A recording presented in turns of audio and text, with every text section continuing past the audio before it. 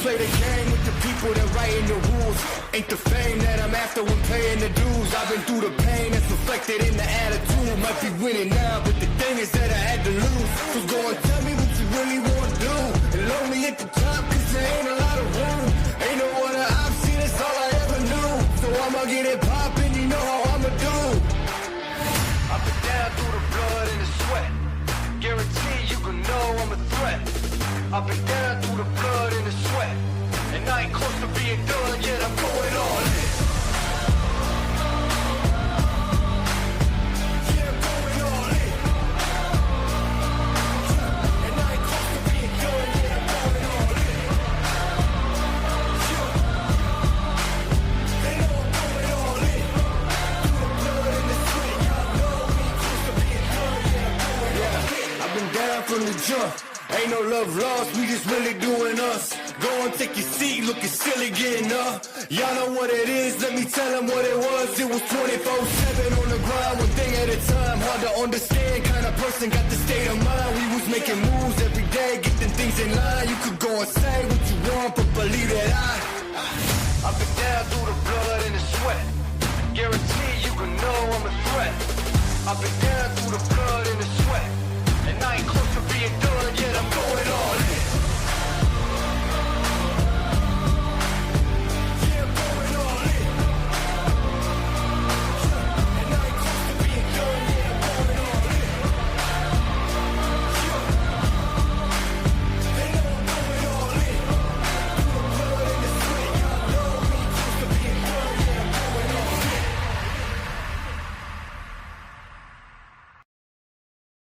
What's going on, everybody? Welcome back to another edition of Come On Now, the podcast. It's the big show. Facts over feelings, real sports, real talk, no filters.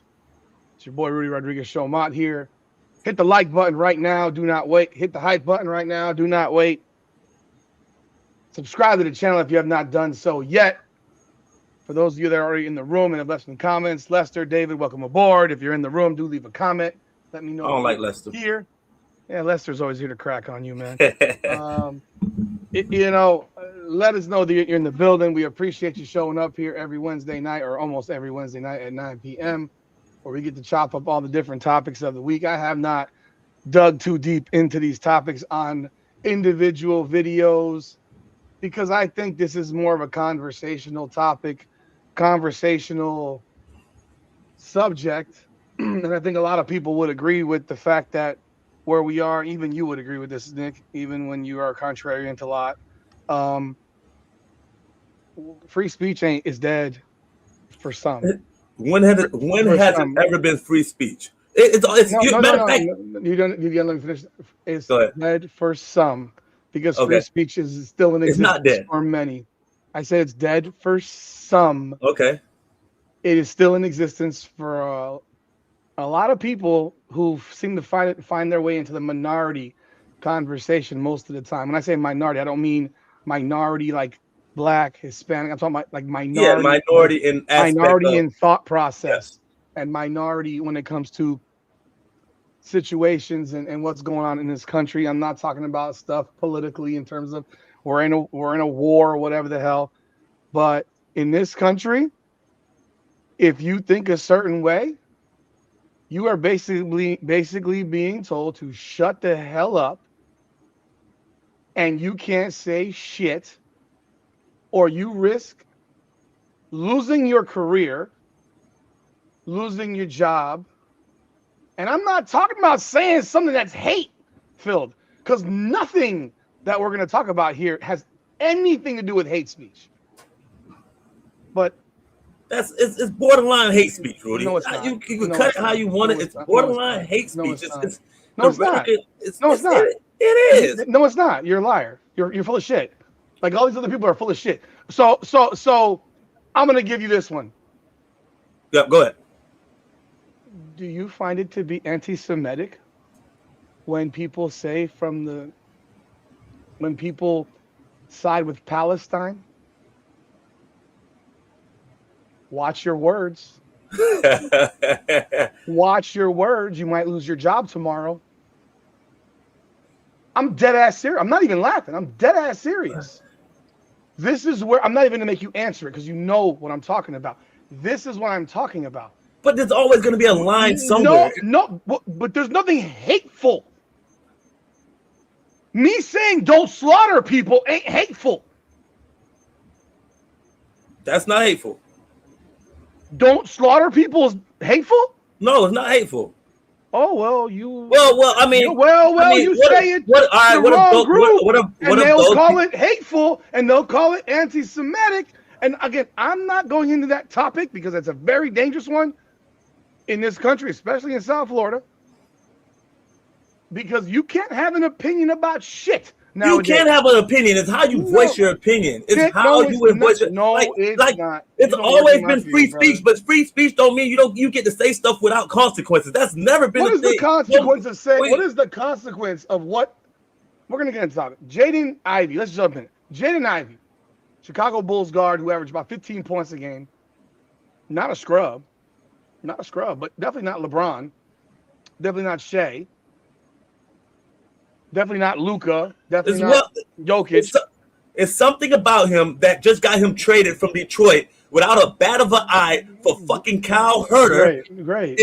For crumbs. Great.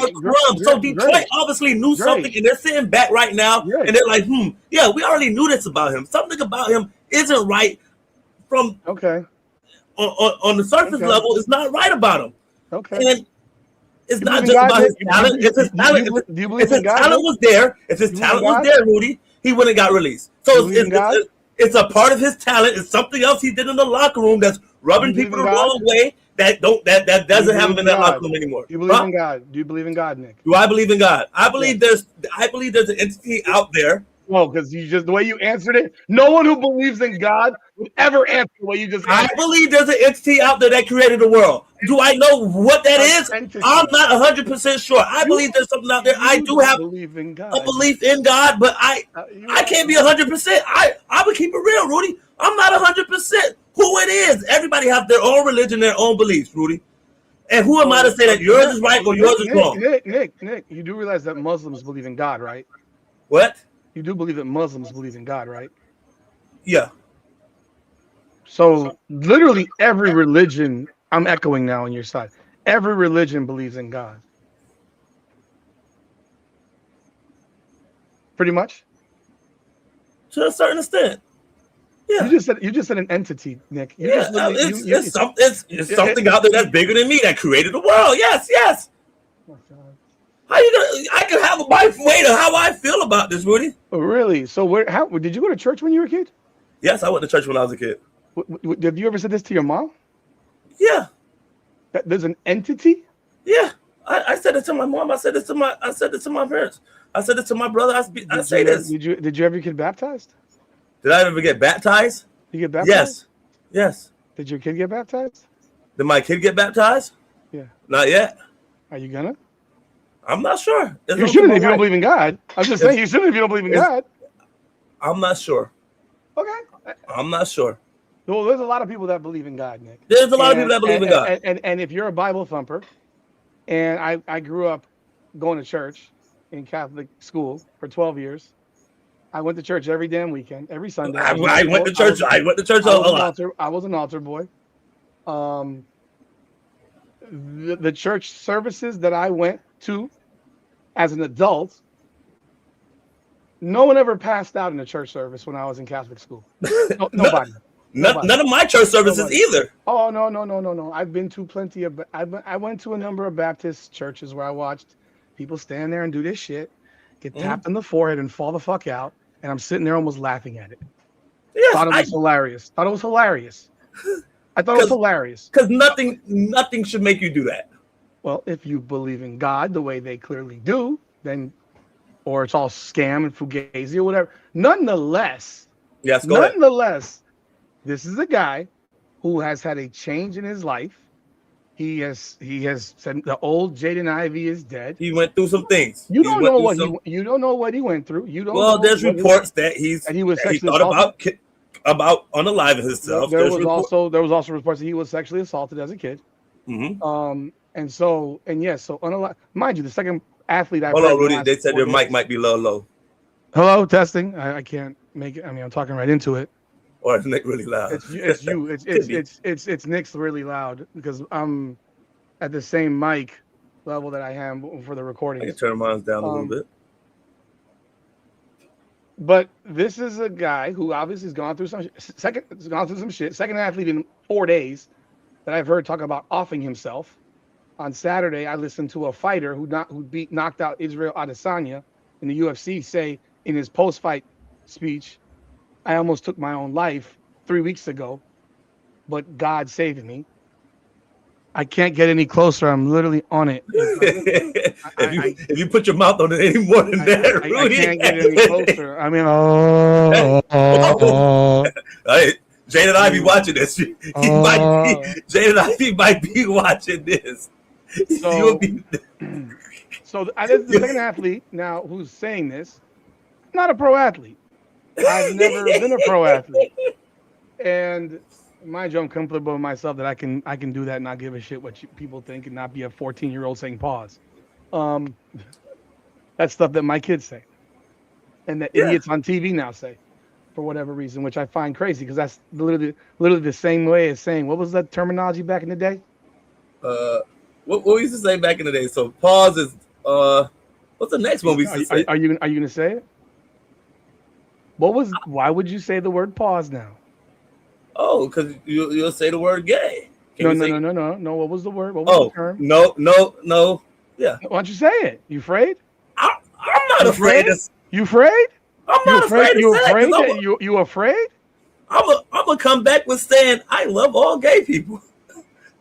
That was just a term in the black community, or in a lot of communities. It's still in the term. It's still there. It's never going away. It's still a term. It's never going away. The point being is this guy went through a whole lot, and he voiced his feelings on homosexuality. Okay, and there's a problem with him voicing. Do not tell me he's contract detrimental to the team when he's not even with the team right now. He's rehabbing by himself. Was it the way he voiced it in a form of condemning it? Did you listen to it? Yes, I listened to it. You listened to it's all a form of condemning it. No, that's how it sounded. No, it's not. It's saying that's how the Bulls took it. That's how the NBA took it. No. That's how the pussified NBA takes things now, because everything now in the NBA is a political stance and not about sports anymore. They're inclusive. They're about the money. The bottom line is the bread. Really, the money? The bottom line is including everybody. That's what they do, and everybody pours it. Let me ask you, Nick. You know how many people in this country are? I mean, look, I have no problem with homosexuals. I couldn't care less. I got my son's two uncles are both homosexual. Two of them are homosexual.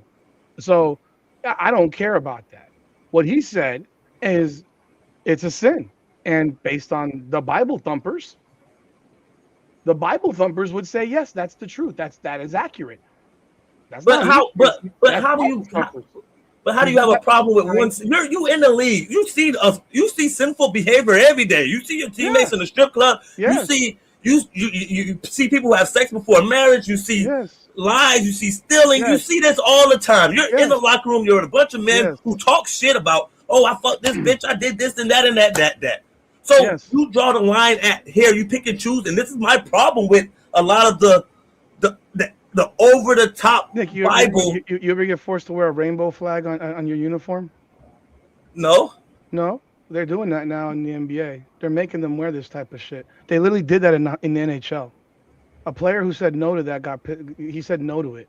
Like they're trying to force this shit and make everything up. You know, there's 155 LGBTQ days in this country per year.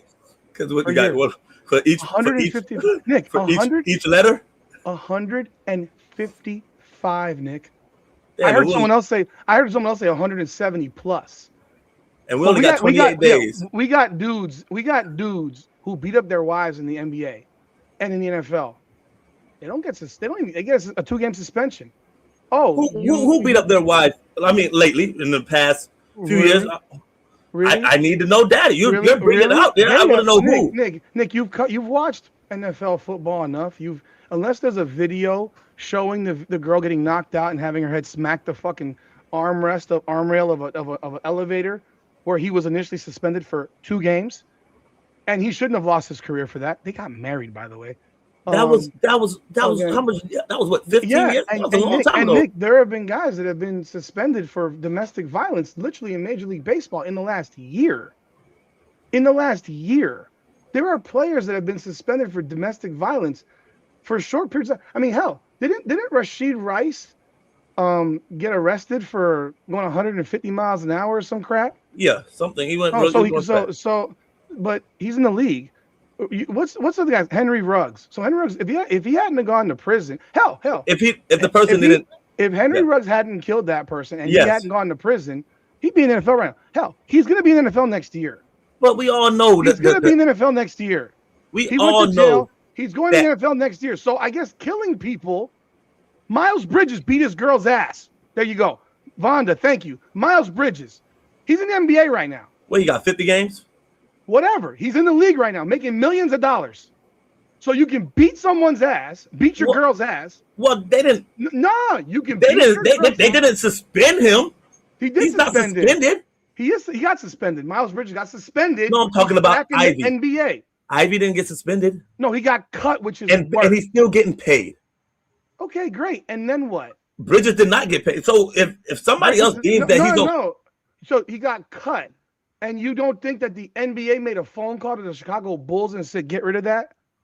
You really think that the Bulls just decided we're going to fucking have dead cap space with a guy we just traded for whose average is 15 a game, who's not fucking – name the worst Heat player. Name a Heat player you would dump in a second. Who's not Terry Rozier. We're going to dump him. We're going to cut him while injured. Brother, I don't want to hear this crap. Like, don't tell me. You got a WNBA that freaking traded somebody while pregnant and made her feel all kinds of ways, De'Arica Hamby. Mm-hmm. We sitting here right now, and you got a guy who, because he preaches Jesus and says being gay is a sin in his opinion, which most Christians would agree with, people who really practice the Bible. Mm-hmm. I know. Look, you know the people that walk around with their Bible in their hand all the time. I know it. And then they're whoring their asses at the club because they're all fugazi. But they're the same people that Bible thump. Yeah. If you have a guy that Bible thumps and he stands on the Bible thumping and he stands on what he says, but we got a problem with that. You're considered a sexist for your opinion on women's basketball. I'm considered a sexist for my opinion on women's basketball. In fact, if I say something that is against XYZ, now I'm xenophobic on top of it because people don't even know what the fuck that word means. You know, that's the word that the young people throw around because they heard it on television. And then when you ask them what it means, they have no idea the definition of it. There's so many definitions of these words, they don't even know what they mean. You know, so we're sitting here right now. You got WNBA players, thank you, M, who have been hit with domestic violence. They don't get kicked out of the league. They don't even get cut. They get suspended for a few games. All right. So this was by Trey Jones for the Bulls. This is his quote though. This is his quote. This doesn't sound like who's Trey Jones for the Chicago Bulls. Who else? Ty Jones' brother. I mean, I have no fucking idea. One of them ones that what they do. Whatever. One of them guards. So he's on the team. So this is his reply to it. Hey, that's part of the business. Media is always looking for something to talk about. And this is definitely easy to talk about. You don't see it every day. Someone talking about their religion so much in this space. We're just ready to move on as a group. We wish him the best and hope he can make a healthy return. Does that sound like somebody who wants him in the locker room? Give a fuck what he wants. He wasn't in the locker room, Nick. He's rubbing other players in the locker room wrong in a way they don't like. Was he rubbing him? I mean, was he rubbing him? I don't know, because there was a point in time where if a guy actually rubbed another dude like that, they might get his ass whipped. No, right? I'm not rubbing. No. Because there are guys that are actually gay in the locker room, and I'll bring one up. You know, who makes some comments, because there's another thing. I'm just asking you. We watched Sydney Colson literally massage Caitlin Clark's ass on video, and no one said a fucking word. Lester God. It actually happened. We saw it. It was on video. What are we talking about, bro? This man's being canceled by the NBA. That wasn't the Bulls. That's the NBA. The NBA is a pussy fuck league that's turned into a political joke, and we're firing. He should sue the NBA, and he should sue the Chicago Bulls. He probably will. He should, just like somebody else did for getting basically blackballed Colin for Kaepernick. putting his knee down. Colin Kaepernick. Yes, he should sue the fucking league. I'm sorry. This shit is ridiculous. They're their own business. They don't have to have them on the team. Not. Nick, it's illegal to fire someone for religious statements. It's a discrimination. You can't fire someone for age.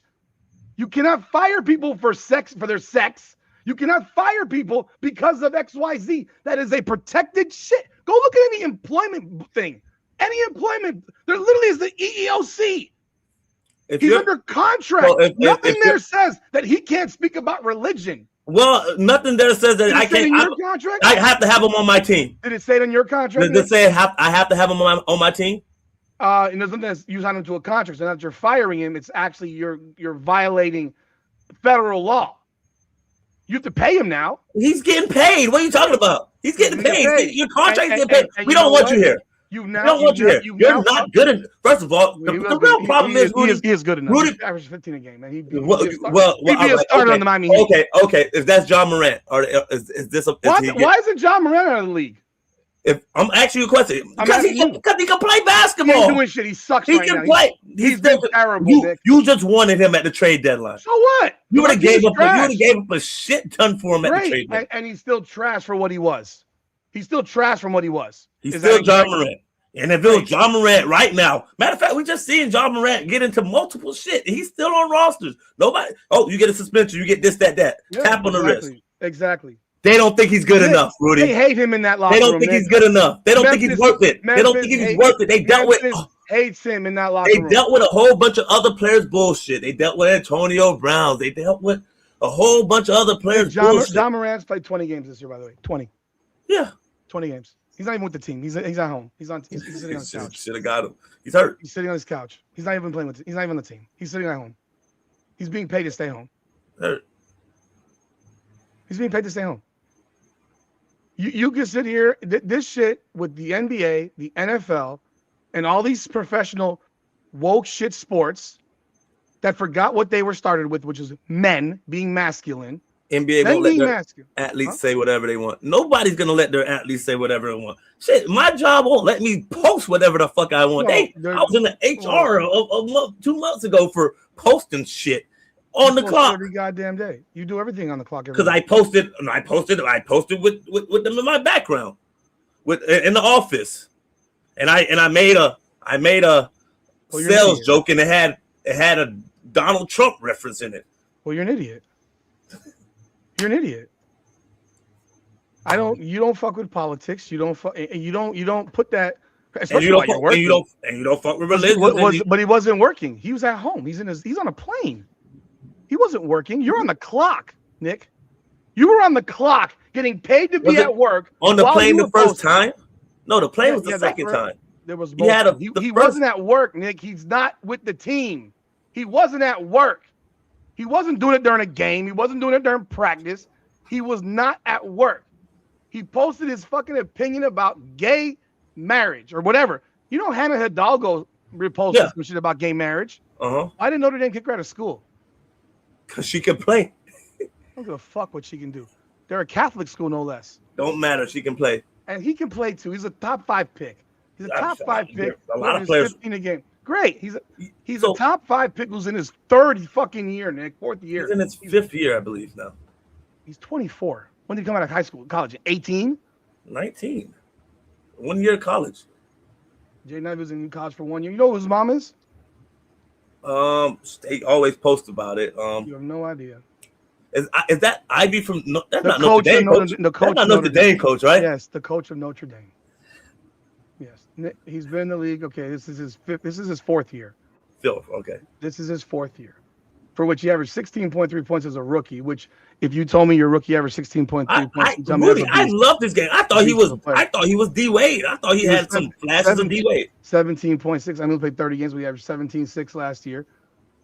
Look, You cannot. I read and your comments on Facebook. Look, I know you. You don't care about lots of shit. You're very laissez-faire.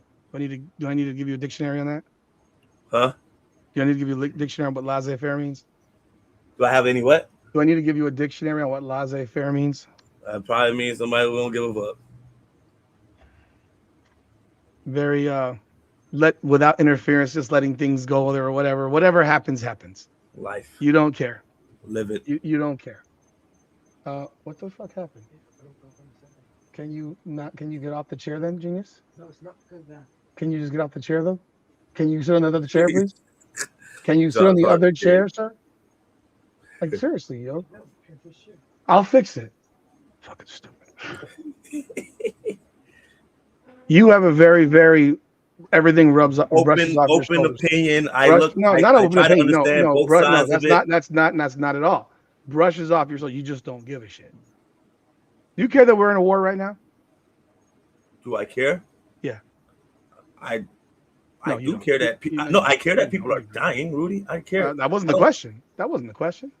Yes, so I do care that we're in a war. You do? I care that people are dying. Okay. And you do? Yeah, of course. But you call this guy crazy on Facebook. I never want people to just die. You call this guy crazy on Facebook for believing in God. No, I didn't call him crazy for you said he's believing nuts. in God. I know. I know. No. I know over the top believer who. So do you think a guy who's a fucking pastor of a 3,000 person church is over the top? They do a lot of over the top shit. I'm asking you, yes or no. They're making millions of dollars. Depends on which one. They're making millions of dollars off of people. It depends. Hell, yeah, most of them are, mm-hmm. and they keep on going, and they want to push. Yo, you owe me money. I need the money, and bring it in, and please, you got to give us this and that. Nick, again, there's 155 gay days in this country. I can read them to you. You got 28. You're black. Yeah, I got 28. You got 28. They got 3 separate months for Pride Month is in June. No, listen, Pride Month is in June. What the fuck is the difference between LGBT History Month? So we have LGBT History Month in October. We got Trans Awareness Month in November. So we got back to back. That's literally 90 fucking days right there. And every goddamn weekend, it's shoved down your fucking throat. Look, I don't got a problem with anybody, realistically. Yeah, I said that. It's overly pushed. My problem is that is 5% of the country. Don't sit here and tell me that homosexuality is normal. It never has been. Otherwise, everybody would be gay. It's only 5%. Feel like it's more 5%, Nick. It's literally 5%. 50 in Atlanta. Well, we in Atlanta. It's 5%. It's 5%. Do not tell me that is normal, because most gay people would sit here and tell you, I was born this way, even though there's lots of people that believe that you choose to do that. Mm-hmm. Maybe more so now in this gender fluid society that we live in, that allows children to decide if they're boys or girls, that we forgot science exists and that a boy has a dick and a girl does not. Adam and Steve can't make a baby, but Adam and Eve can.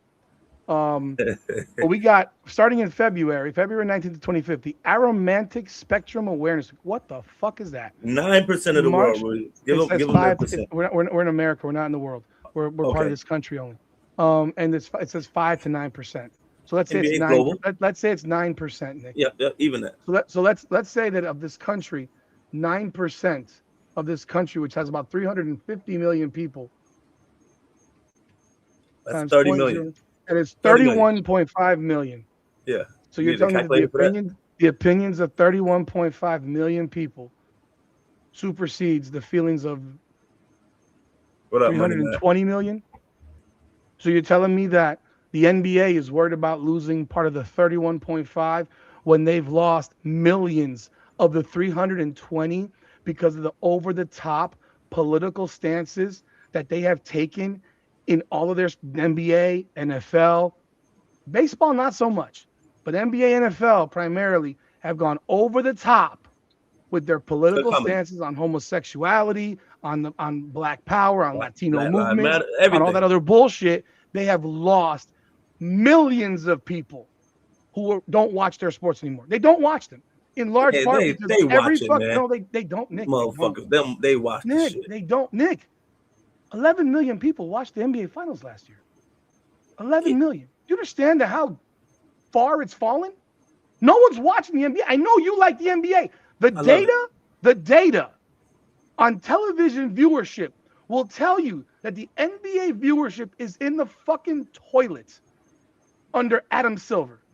David Stern right now is turning in his grave over and over again, just like Pat Summitt is over what's going on in Tennessee with them losing everybody into the portal and them sucking. David Stern is like, this motherfucker is ruining my league. He's ruining my fucking league. This guy, brother, this is what channel? What channel is that? ABC? What? Is the NBA Finals on ABC? I don't know what channel. I don't care. I'm just saying because all this streaming shit totally affects it. Also, no, those are all put into the ratings, Nick. That's all. All of this stuff is being able to be looked at. They review all of it. They're literally sitting right now. They made 11 million people watch the finals last year. You know how many people watched the finals when the Heat played the Lakers? I think it was the Lakers. Like 7. Like 7. Bubble. Also bubble. You know what the viewership was in 1998? I believe it was for the. Come on now, we're going to 1998. No, it was different times. Nick, man. go look at what the Nick. Go look at LeBron and LeBron. I get that also. 2016. LeBron and Steph in 2016 were 25 million. They're 11 million, Nick. The ratings are shit. But look who's in the finals also. That's LeBron and Steph. They didn't do 25 million each year they're in the finals. They didn't. LeBron didn't do 25 million with the Heat against Kevin Durant.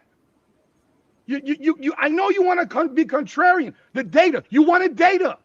The data tells you people are not watching the NBA. The fucking Duke UConn game got 18.7 million viewers. There's not an NBA game this year that's got 18 million viewers, I doubt. Can you find one? On Christmas, they bitched and moaned that the NFL took their viewership. They didn't draw 18 million people. Bro, ratings are horrible. And they're reviewing more demos. They're doing it. Van Daniel has a whole series of this shit. They're reviewing more, and the ratings are worse. They're worse. But this league is doing this like on every topic. I can't take it anymore. But Steve Kerr can go up and lie in press conferences. Flat fucking lie. He was caught. He had to apologize. Why wasn't he suspended? You're not a goddamn politician, Steve Kerr. Shut the fuck up. You don't know dick about what you're talking about. Shut the fuck up.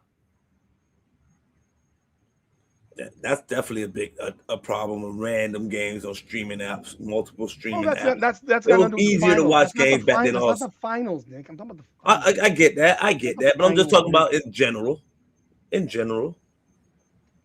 I'm not disagreeing that apps are a pain in the ass, but basic TNT, now it's ESPN games, they're not drawing what you think. They're not drawing shit.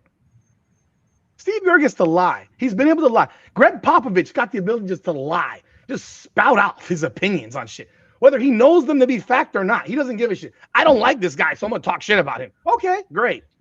Understand the country you live in allows you to do that, because if you lived in other countries, they would behead your ass.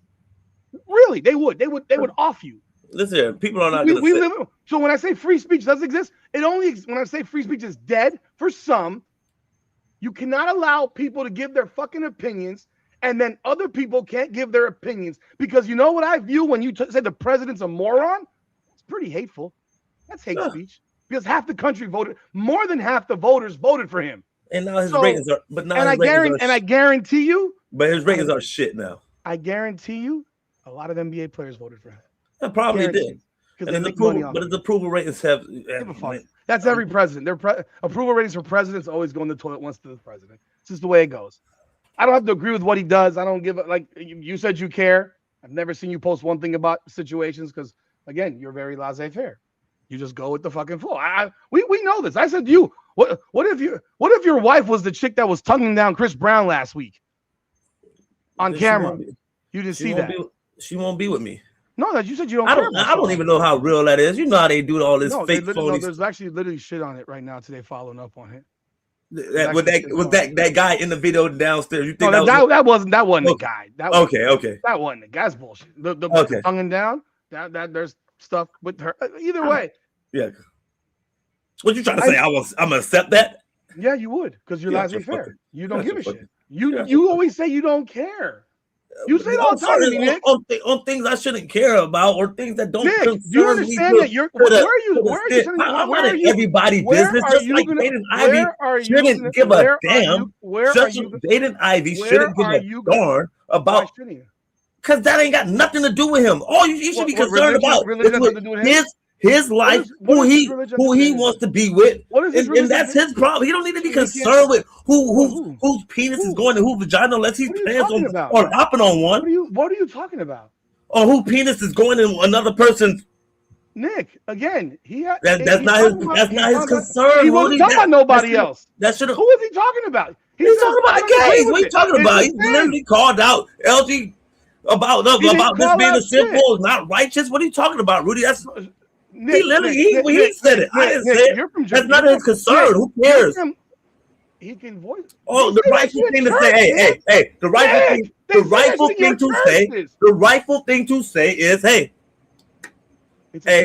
And my religious belief doesn't align with that, you know. Okay. But hey, others are free to do whatever they do, but this is not what I practice. Simple as that. Okay, Nick, and that's all a bunch of bullshit because I goddamn know the Jamaican population beheads people for the shit you talking about. Yeah, they call them Baki boys. Yeah, that's what they do. Your culture does that. You know, most Caribbean culture feels the exact same way. Yes, what does that have to do with this situation? We're in the United States. We're talking about Jaden Ivey in the United States. He said nothing wrong. We get to listen to everybody give their fucking opinions about everything under the sun. Guess what? We're not listening to Jaden Ivey's on because he's not good enough to give that opinion and survive. I get to listen to Sydney Colson's in the WNBA and the bitch can't get off the bench. What are you talking about? I get to listen to these fucking idiots in the WNBA talk every goddamn day. We get to have the damn stud buds stuffed down our throats like that fucking shit is normal. This is being put to your kids, bro. You want to be an adult and make decisions? I got no problem with that. You do your life. I don't care what you do with your life. What I care about is in public schools, there's teachers who push that. And you have a 3-year-old. And I have a 12-year-old and a 14-year-old and a 22-month-old. Yep. And that bullshit is bullshit. It's bullshit, but you go out being done, and it's forcing parents to be more parents than they ever have been. No, actually what it's doing is it's forcing parents to remove their kids from public schools and move them to private schools where that shit don't fly, or Christian schools where that shit don't fly. You don't get the even when they're breaking the law in the state of Florida. But you just send your kid to private school all you want, but there's gonna be other kids that's doing it and Nick, that's their lifestyle and what they choose. I get what you're saying. They're pushing it. I'm talking about the school teachers pushing that. If you had Nick, if you go to, you plan on sending your kid to Catholic private school or public school? You said what? You plan on sending your kid to public school or private school? Probably private. Why? Because my wife. What am I wild for? I forgot. What am I wild for? I don't know. I missed. What am I wild for? You said what? What am I wild for?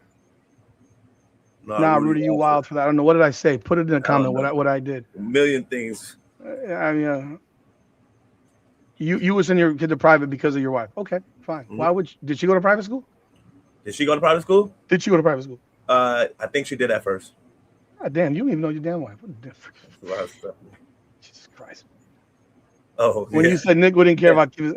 Nick has voiced so many freaking like go with the flow things to me in time that literally, bro, I'm not even making it up. You would think he doesn't care about nothing. Like, it doesn't matter what it is. If she's gonna do it, she's gonna do it. Really? That's your mentality? I lived and seen enough to understand. If she's gonna do it, she's gonna do it. And during my athletic career and being in different states and being a whore, being a whore, I have seen being a whore, being part of that society. Yeah, I was definitely a whore. Seeing different things that went on. I use every line because I make a point, and he likes to fucking avoid the point all the time. I seen He's literally posted for 2 days on this shit on Facebook. He posted on this shit for 2 days on Facebook. I don't judge people unless you give me data. And I gave him data. And now you leave me right to judge. And you're still judging the wrong direction. I don't give a fuck what his opinions are. Listen, like I said, I got my son's got 2 gay uncles. I don't care. Mm-hmm. You know what I'm not gonna have is my fucking, when they were little kids, you trying to dress them up in fucking girls' clothes. No, we're not doing that. But Nick, I'm telling you, I agree. Nick, you understand that Dwayne Wade, before his son came out as being whatever the fuck he is, mm-hmm. his wife was bringing this kid as a 10-year-old to gay pride parade. Yes. What the fuck? What are we doing? Yeah, because that's how they growed up. He was 4th grade. You have to be a parent. At a certain point, a parenting is parenting. Like, but yeah, I'm not allowing that for my kid at that point. No matter what they telling me, I'm like, hey, you'll make that decision when you have enough mental capacity to understand things and make that decision. Right now, I don't think that your 10-year-old, 11-year-old, 12-year-old mind can make that decision. That's why it's frowned upon to have sex before 18 because they say, or because they saying that we're not mentally ready to handle that. So this is the list of all the gay LGBTQ days in this country. There are no straight days. There are no celebrate heterosexuality days. Look at this, Nick. I mean, this is literally the entire freaking year. The only month we get away with is January. Every month, I'm sorry, August too. And they left December for Jesus, right?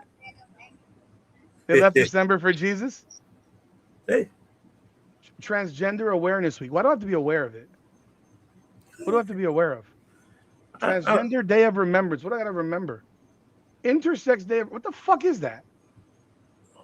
Transparent Day. Oh my god.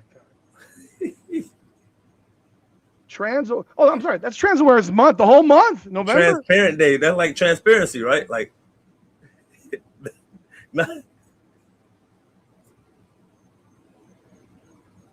Gender Fluid Visibility Week is in October. International Pronoun Day. Hey, Nick, you understand that I have a friend of mine, I have a frat brother of mine who lives in Seattle. He says he's in the school system. He says that they literally allow the children to pick what sex they are. Penis boy, non-penis girl. No, they don't allow. They let them pick whatever they want. There's one kid that he told me they allowed him. He wanted to be a dog, and he just was in the corner barking like a dog. As a 6-year-old. This is getting absurd, man. You say, but this is the whole point. This is the type of shit that we sit here. I remember, and we have allowed as a country. I sit here. Do what you want. Yes, but you don't have to jam it in my throat. If they made you put on if they made you, I don't give a shit. I don't care about that shit. If they made you put on your jersey, in Winnipeg or whatever place, a gay flag, would you do it? No, the fuck you wouldn't. You would have a rebellion. I need to know. No, it doesn't matter what. You need to know nothing. No, I don't. You need to do it or you're going to be fired. Would you do it? How much I'm making? Exactly what you were making. You don't get to change your check. If I need it, I got to go out there and wear the little flag for a second. I mean, I'm just saying, man. Let's keep it real. Keep it a No, but that's the problem. Is there a straight flag? There's a straight flag, no. Again, sports have taken a turn. Are they really wearing They did that in hockey. Rainbow flags? They did it in hockey.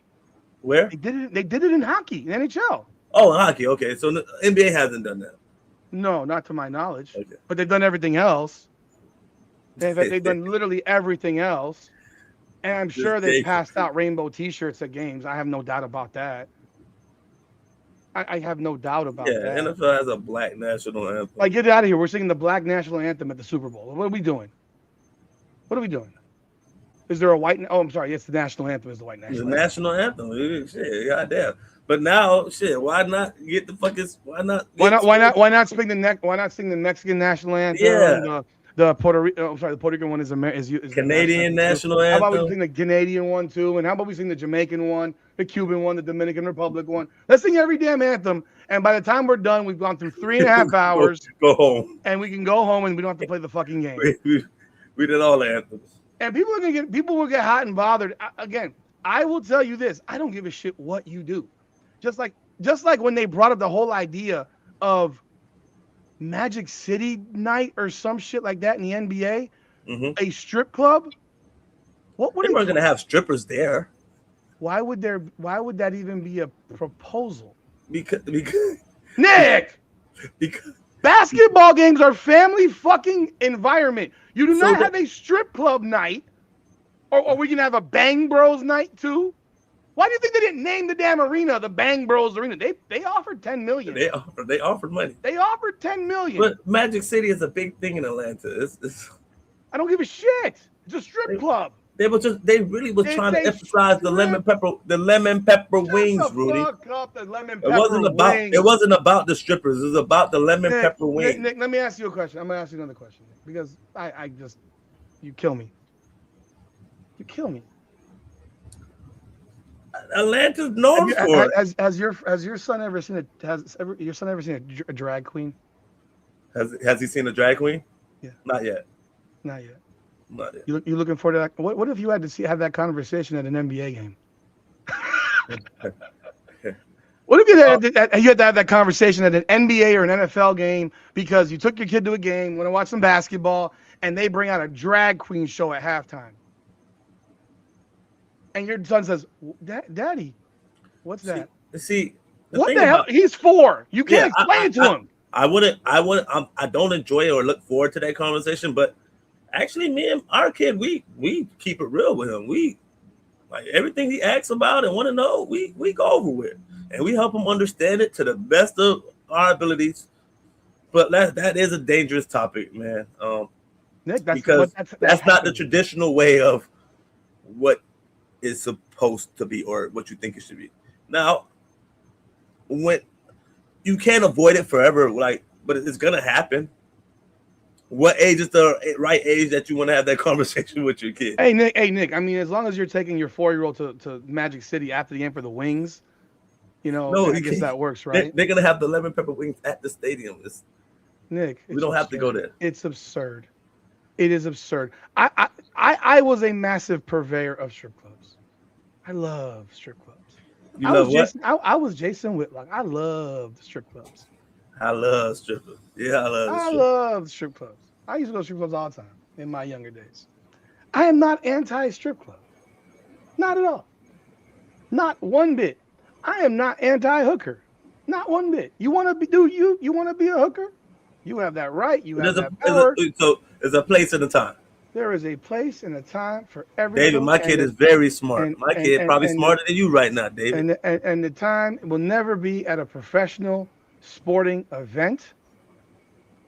It will never be at a professional sporting event where you are promoting sexuality, heterosexuality, homosexuality, transsexuality, LGBTQI sexuality, pornography, hookers, pimps. Like, let's have a pimps and hoes day at the damn Heat game. Like, what are we doing?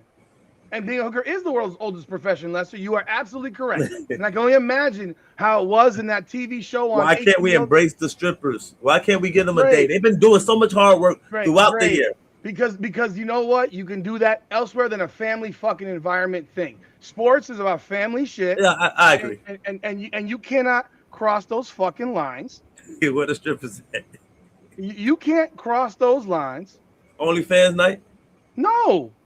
It's inappropriate, bro. OnlyFans is a sponsor of the BKFC. I think that's a sponsor for who?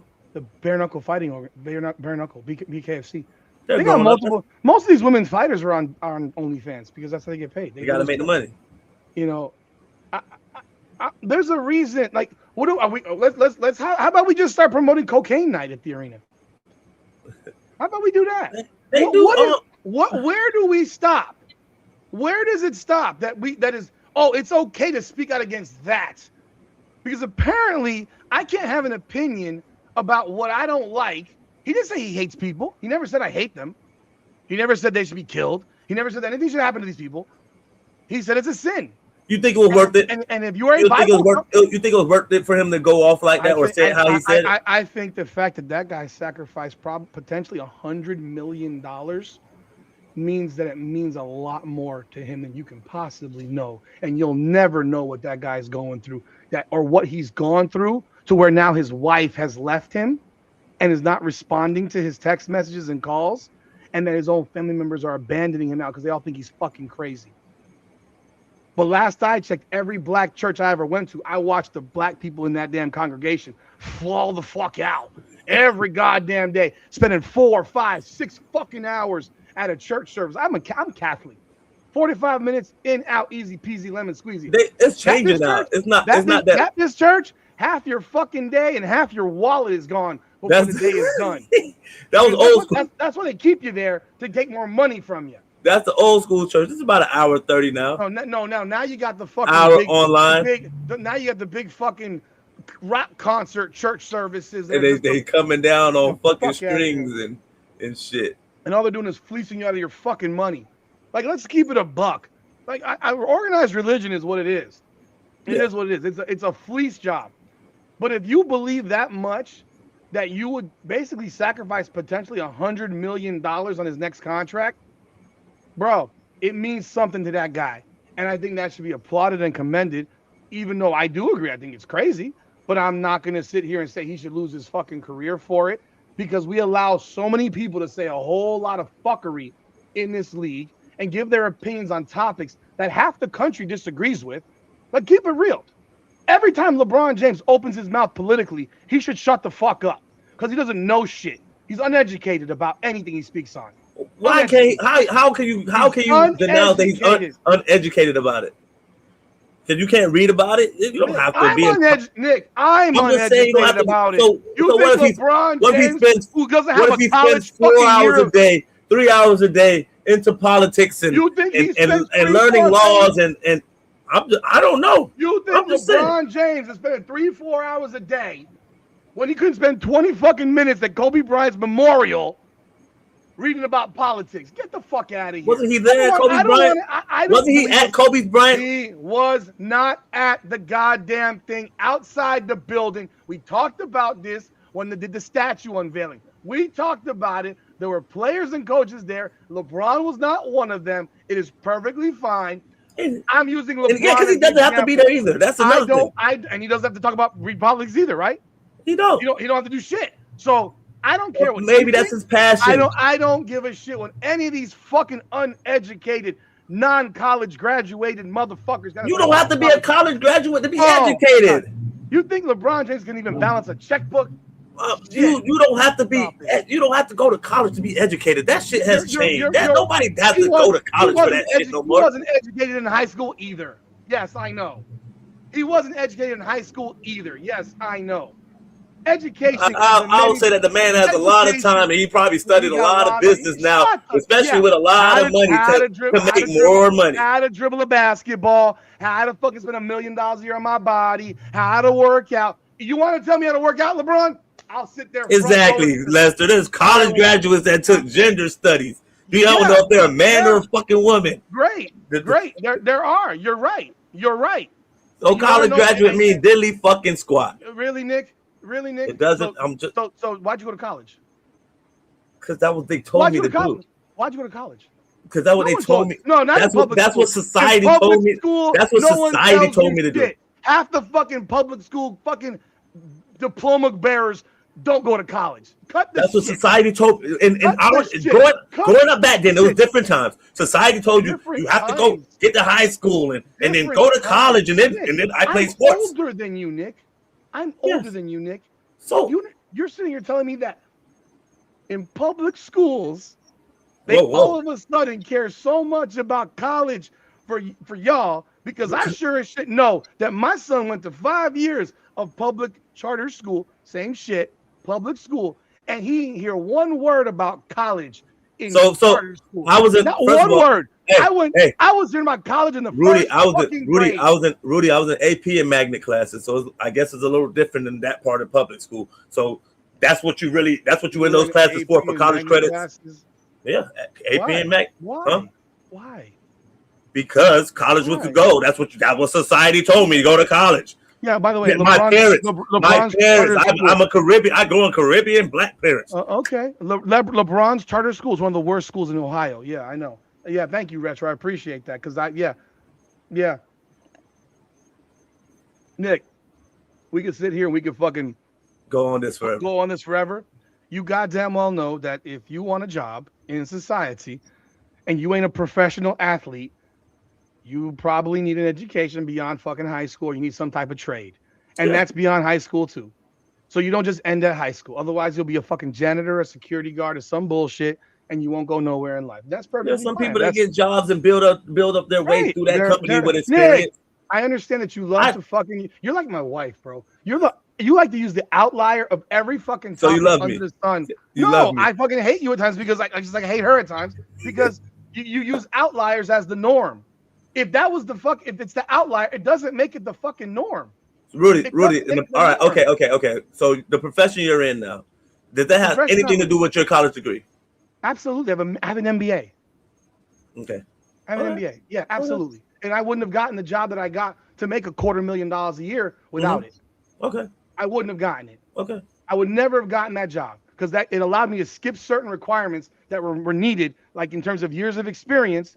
They replaced that with my fucking degree having an MBA. But there's a lot of other people who have different jobs. Yes, there are. Than their major. And Nick, you're right. You're absolutely right. And you want to know how many? And my initial major was journalism. You want to know why I didn't do that? Because journalism don't pay shit. Yeah. And the reality is, unless I want to live on fucking $40,000 a year for the rest of my fucking natural existence, I got to make a change. Yeah. I got to make a change. So I went back to school and got a master's degree. When did you go back to school? I'm just asking. 34. At 34, you went back to school? At 34. I think we talked. Was that how old are you now? 48. 48, so 14 years ago. I got 2 master's degrees. I think we talked about it back then. I think we didn't say. Because the reality is, you will not get jobs. I mean, unless you're a pro athlete or you build your own business from nothing, which most people do not do, and less than 2% of the country makes $100,000 a year. 2%? No, it's 2% of 200,000 a year. It's like less than 10% make $100K a year. Remember, you know all the women that say, "My guy got to make $100K." Then you just eliminated 90% of the fucking population in this country. And then if you want the guy to be 6'3" and with a 6-pack, well, then you just eliminated another 9.5% of that 10. Oh, you want them to not be married? Okay, you're down to like 0.1%. Some of them accept that you're married. So you need it, But again, going back to this, like you have a kid right here. Like I said, I don't want to hear about anyone's political. I want sports to be sports. I remember going to sports and like, I ain't got to think about shit. I get to leave, I get to relax. I get to just those days are over. Now, I don't, but you want to know what? And Nick, that's also why they've lost so many viewers. They can sit here. The only sport that's kept their viewership is football. Basketball's lost their viewership. And NFL had the whole Black Lives Colin Kaepernick. Yes, and they had a lot of those fake. I'm not gonna watch it. Yeah, you're a liar. I don't watch it like I used to. I can tell you that for sure. I don't care for it. I just football. NFL football is trash. The product. The product sucks. The product sucks. The product not. It's just not me. The product sucks. It's too slow for me. Yeah. You're watching it from a perspective of 3 downs. I'm watching from a perspective of. It's weird because if you played NFL, you wouldn't like the CFL probably. Well, if I did both, so if I played in NFL and CFL, maybe if I played more in the NFL, I guess I could have a different perspective of it. But since playing in the CFL, I understand it was fun, and then I understood the game. So when I watched the game, I watch it from that point of view, and then I watch the NFL, and I'm like, ugh. I don't like the NFL. Because I like hitting. They still hit, Rudy, man. It's just some. It will never, Nick. It's not the old days. Nick, it's not old. You know what it was? You hit somebody 3 seconds later after they. No, it wasn't 3 seconds. You're so dramatic. 3 seconds later after they dropped the ball, like the whole. So dramatic, Nick. You're so fucking fake. It's not launching somebody with straight helmet, missile torpedoes. Did you like Sean Taylor? Yeah, I like Sean Taylor. He couldn't play in today's NFL. Who couldn't play? Sean Taylor couldn't play in today's NFL. In the NFL, Ray Lewis couldn't play in today's NFL. They will adjust. No. What I'm saying is their entire thing was physicality. For 3, 4, 5. Name me one physical NFL player. Right now, one. Give me one. You're thinking really fucking hard. You're thinking we're at 10 seconds now. 15, 16, 17, 18. We're at 20 seconds now. How long does it take if you name one physical player in the NFL, Nick? You cannot name them because they have removed true physicality from the NFL. They've removed it. And that's my problem with the league. You're thinking so goddamn hard right now. That's crazy. This is embarrassing, actually. You can't name one. And you wind up thinking, I can't name one either. And I don't consider Myles Garrett physical. He's a defensive end. Yeah, you mean like linebackers coming up in the A gap, B gap. We're talking about linebackers and safeties. And safeties coming downhill. Murdering people. You can't name one. You can't name a single one. Philly, that's why I don't watch it. Bears, Giants. Zubas. I had Zubas. I had those Zubas pants there, David. I had the parachute pants. I had the MC Hammers. I had the Z Cavarici. I had all that shit. You still ain't named. We're like a minute and a half in. God damn. You can't name one physical player in the NFL. I only watch I watch the corners, man. You should. That's some fucking dog shit. You can't even name a physical corner because none of y'all pussies are physical. Fuck. That's racist, right? That's racist, right? That's racist. That's racist. Yeah. Because they're only. Oh, you know who's the physical corner? Cooper DeJean. Cooper, white dude. The white dude. He has to be physical because he can't compete otherwise. No, DeJean is fast. That's why. I don't know. He's fast. I think like 4. Didn't he go to Iowa? Yeah. I pissed off some Iowa people today. Cooper DeJean. They need to fire that fucking women's basketball coach. And hire who? Caitlin Clark? They could fucking hire a dog because Jan Jansen's fucking atrocious. Oh, man. She's atrocious. And they can hire Hannah Stuelke because they all want her to play with Caitlin so bad. Is she's a senior? She was finally a senior? Yeah. How did she do this year? She sucks. She sucks. She could play with Caitlin Clark. Caitlin would average 15 with CC. Yeah, as a friend in college, not in the WNBA. She's going to run the court. Please. She's fucking 6'2" big. She get her shit. She's going to catch the ball. She fucking miss free throws and drop the ball now. Fuck, she's trash. They lost in the second round, Nick, at home. But I think that we are now at a point where a guy can't say a word. You just have to be. We allow the opinions of people like Steve Kerr to get. Steve Kerr gives his opinion literally every fucking week, like he does. Mm-hmm. He gives his opinion on our fucking country every goddamn week, and I am offended by it every goddamn week. I'm offended every fucking week that monkey fuck opens his mouth. Yes, I am bothered by it. I am bothered that the NBA allows that clown to talk every fucking week. Hate it. I hated it when Popovich did it. Yeah. Hated that shit too. What are you laughing at? So, yeah, I think it's messed up because, which brings me to this next one. Treyveon Henderson, NFL running back. You know who that is? God damn. Let me save you this $100. What? Let me save you this $100. Save? There's no way that he came back. Oh. Huh? 147 to 120. They gave up 53 in the first quarter, bro. God damn. When I was watching it happen, I was like, wait, we're still in the first quarter? I thought we were in the second quarter at least.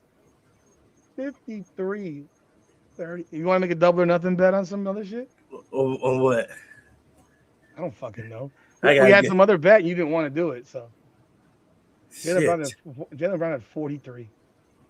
Nick, I think we have to accept the fact that Joe Mazzulla is a better coach than Eric Spoelstra. By the way, he is a much better. He is a much. Oh, remember they wanted to get rid of him after year one. Yeah, Khalil Ware had 13 minutes. As long as Khalil Ware. Joe Mazzulla. Joe Mazzulla acts like he's 58 years old. He's fucking. Joe Mazzulla might be younger than me. He's a better coach. No, he's not. He's not. I don't think so. I think we're in college the same time. We're definitely in college the same time. I remember him playing, and I was playing. I didn't play against him. Oh no, he is. When you just turned 38? Yeah, he's 37. Yeah, June 30th, 1998. I should have been a basketball coach. I could have been Joe Mazzulla. So earlier today, Treyveon Henderson, running back for the Patriots, said the above. On the screen. He said to the stuff about Jaden Ivey being waived, he said, "Blessed are those who are persecuted for righteousness' sake, for theirs is the kingdom of heaven." Matthew 5:10. Whatever it is, whatever it is, the Bible verse. So he has defended. Check his stats. He has defended. Oh, he was on the Super Bowl runner-up. He had a great year. I know he was on the Super Bowl, but what was his stats? He was their starting tailback, Nick. 180 yards, 980 carries, 911 yards, 5.19 touchdowns. He was a rookie this year, by the way. Okay. Yeah, you're gonna cut him too. Your second round pick. Now that 5.1 yards to carry, you won't. Exactly. That's what I'm. Well, no, he averaged 15. But on 40% shooting. Mike Vrabel, his head coach, has commented now. Yeah, that's the sound of a coach who knows the player who averages 5 yards to carry. I think there is a fine line. I want to tell you, I love Treyveon. I love the person. He cares deeply about our team. He cares deeply about his faith. He cares deeply about his family, his wife, the people in our building. And so I want them to be able to express what they believe in their heart and in their mind, but also want to make sure that they're educated. What is the education? What do I got to be educated? What is the education of my religious beliefs? That so I want you to understand the other trials and tribulations I don't give a fuck about that they went through. These are my religious beliefs. You're telling me I can't believe what I believe in my religion, and we want to be inclusive. Yes. What? Really? Okay, Mike Vrabel. Mike Vrabel. What if you had a teammate that massaged your ass in the locker room, bro? Would you be inclusive on that? Would you like to be inclusive for that? You can't touch me. Yeah, because we all know that in NFL locker room, that stuff was highly frowned upon. Yeah. And I'm sure you and your teammates, Nick, at some point used the F word in a locker room. I know you did because it was used in my locker room in high school. And I went to a Catholic school. I don't use that word. I know. I didn't say you used that. I'm just saying. I'm not a big person of using that word. Now, well, I'm sure it got used in your locker room. That word is slowed down a little bit. Okay, I'm sure it got used in your locker room. Hell, you got rappers that still use that shit, fighters that still use that shit. Everything we want to do is to provide an environment for people to want to feel comfortable, but also to share their personal beliefs. And then also we represent the team and we represent the organization. Last I checked, Boston, the city of Boston, ain't the most inclusive city on the planet. They don't like black people all that much in Boston. Last I checked. In fact, that's why it's not one of the reasons why Mookie Betts bailed out of Boston is because of the racial problems in Boston. I don't know. Alexis. Yes, Vrabel is full of fucking shit. I agree with you. He needs to check his face. So he's a head coach. He's managing. You have to manage different personalities. You have to keep this ship right. What do you want to say? Yeah, that's perfect what he should have said. Don't say shit. What you mean? Don't say shit. They're gonna ask him that question. Let the owner do it. Let Bob Kraft handle it. Let the GM do it. It ain't my job to manage someone's personal fucking religious beliefs. Are you serious? He literally says it right in here. This is his team. What am I educating him about? What am I educating this man about, Nick? about the other. What am I? Oh, that your religion is wrong? No, just saying that you're supposed to feel a certain. Oh, we're supposed to make everybody feel good. I didn't make someone not feel good because I don't care for that fucking lifestyle.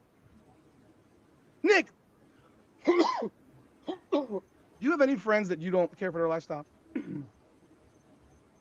Yeah. Of course you do. Everyone does. Mm-hmm. Everyone does. Yeah. It doesn't have anything to do with homosexuality. It could be how they whatever how they go about publicly. Things. It could be that they have a girlfriend, but they're banging 3 chicks on the side, and you know it, even though you're probably guilty now because you're supposed to tell that girl now, especially if it's a girl that you're friends with through your wife or something like that, that could get you in trouble too, because then you're part of the problem. Just let you know, that's how they view it. But they may not carry themselves in the way for which you like, but yet they're still your friend. Yeah, you still fuck with them. Yeah, yeah.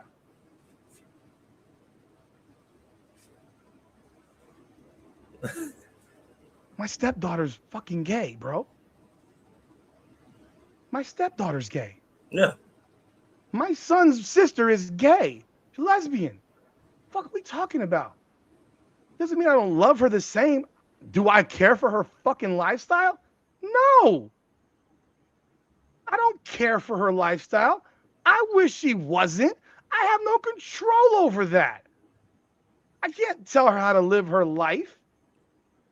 So because I have an opinion of this, that makes I don't love you? No. So when I speak on this, people understand I got a lesbian stepdaughter who I raised from the time she was 9. 2 uncles of my sons, gay, flamboyantly, not Gold's Gym, jacked up, you'd never know it. I'm talking flamboyant, hey girl, yes, that. Do you? But I don't want your lifestyle pushed on me. No different than if I push my lifestyle on you. My ex-wife is her brothers are both gay. 2 of her brothers are gay. My ex-wife, her daughter, my stepdaughter, who I raised, she's still my stepdaughter, gay, lesbian. Hey girl, like I don't want that shit, bro. Hey girl, no. This isn't like, what are we talking about here, bro? And that's my problem. So you're telling someone, so you fuck with people that you don't agree with everything they do. Yeah. I fuck with people I don't agree with everything they do. So when it gets public like this, like, where's the line that's getting drawn? Like, is everything's acceptable? Just go ahead and do whatever. So, but Nick, it's being allowed for people to. How many fucking athletes have you seen talk about Trump, pro-Trump? Athletes. There's NFL and NBA. There's a few. Not baseball. There. NFL. There's NBA. a few out there. Nick and Joey Bosa. Yeah. Mm-hmm. How many more? You're gonna think even harder than you thought for the fucking the physical players. One of them other DNs or some shit. A couple. I don't remember all their names, but it was a few. It's very few. It's very, but they don't go out. They're not overtly going out of their way to give you their thoughts every moment of the day about politics. They're not, because if they were, they'd probably get censored at some point. Mm-hmm. But when you hear other players talk about Kamala or Biden or the left side, they have no problem voicing all of that. It's accepted practice, even though half the country voted for the guy in office right now, and he won by the popular vote, not the electoral college, the popular vote. So, but I think because of those other people that you think of them more safe, and I think when it comes to DT, it's more of who's DT? Yeah, Trump. Yeah, you really can't stand them or you really love them. So there's no in the middle. When I don't love him, and I don't. I'm just saying for the most part, not for. Well, no, that's not accurate, because I know a lot of people that voted for Trump that don't care for a lot of shit he does. I know a lot of people. I'm not talking about just a few, a lot. They'll never say it publicly, though, because they'll ruin their careers. Mm-hmm. And in their space, it would ruin their careers. I know people that were Republicans. My dad was a Republican. He was a Republican elected official. I know many of those guys don't believe most of the shit that they're voting for, but they have no fucking choice, or their careers are over. Always call him DT, David.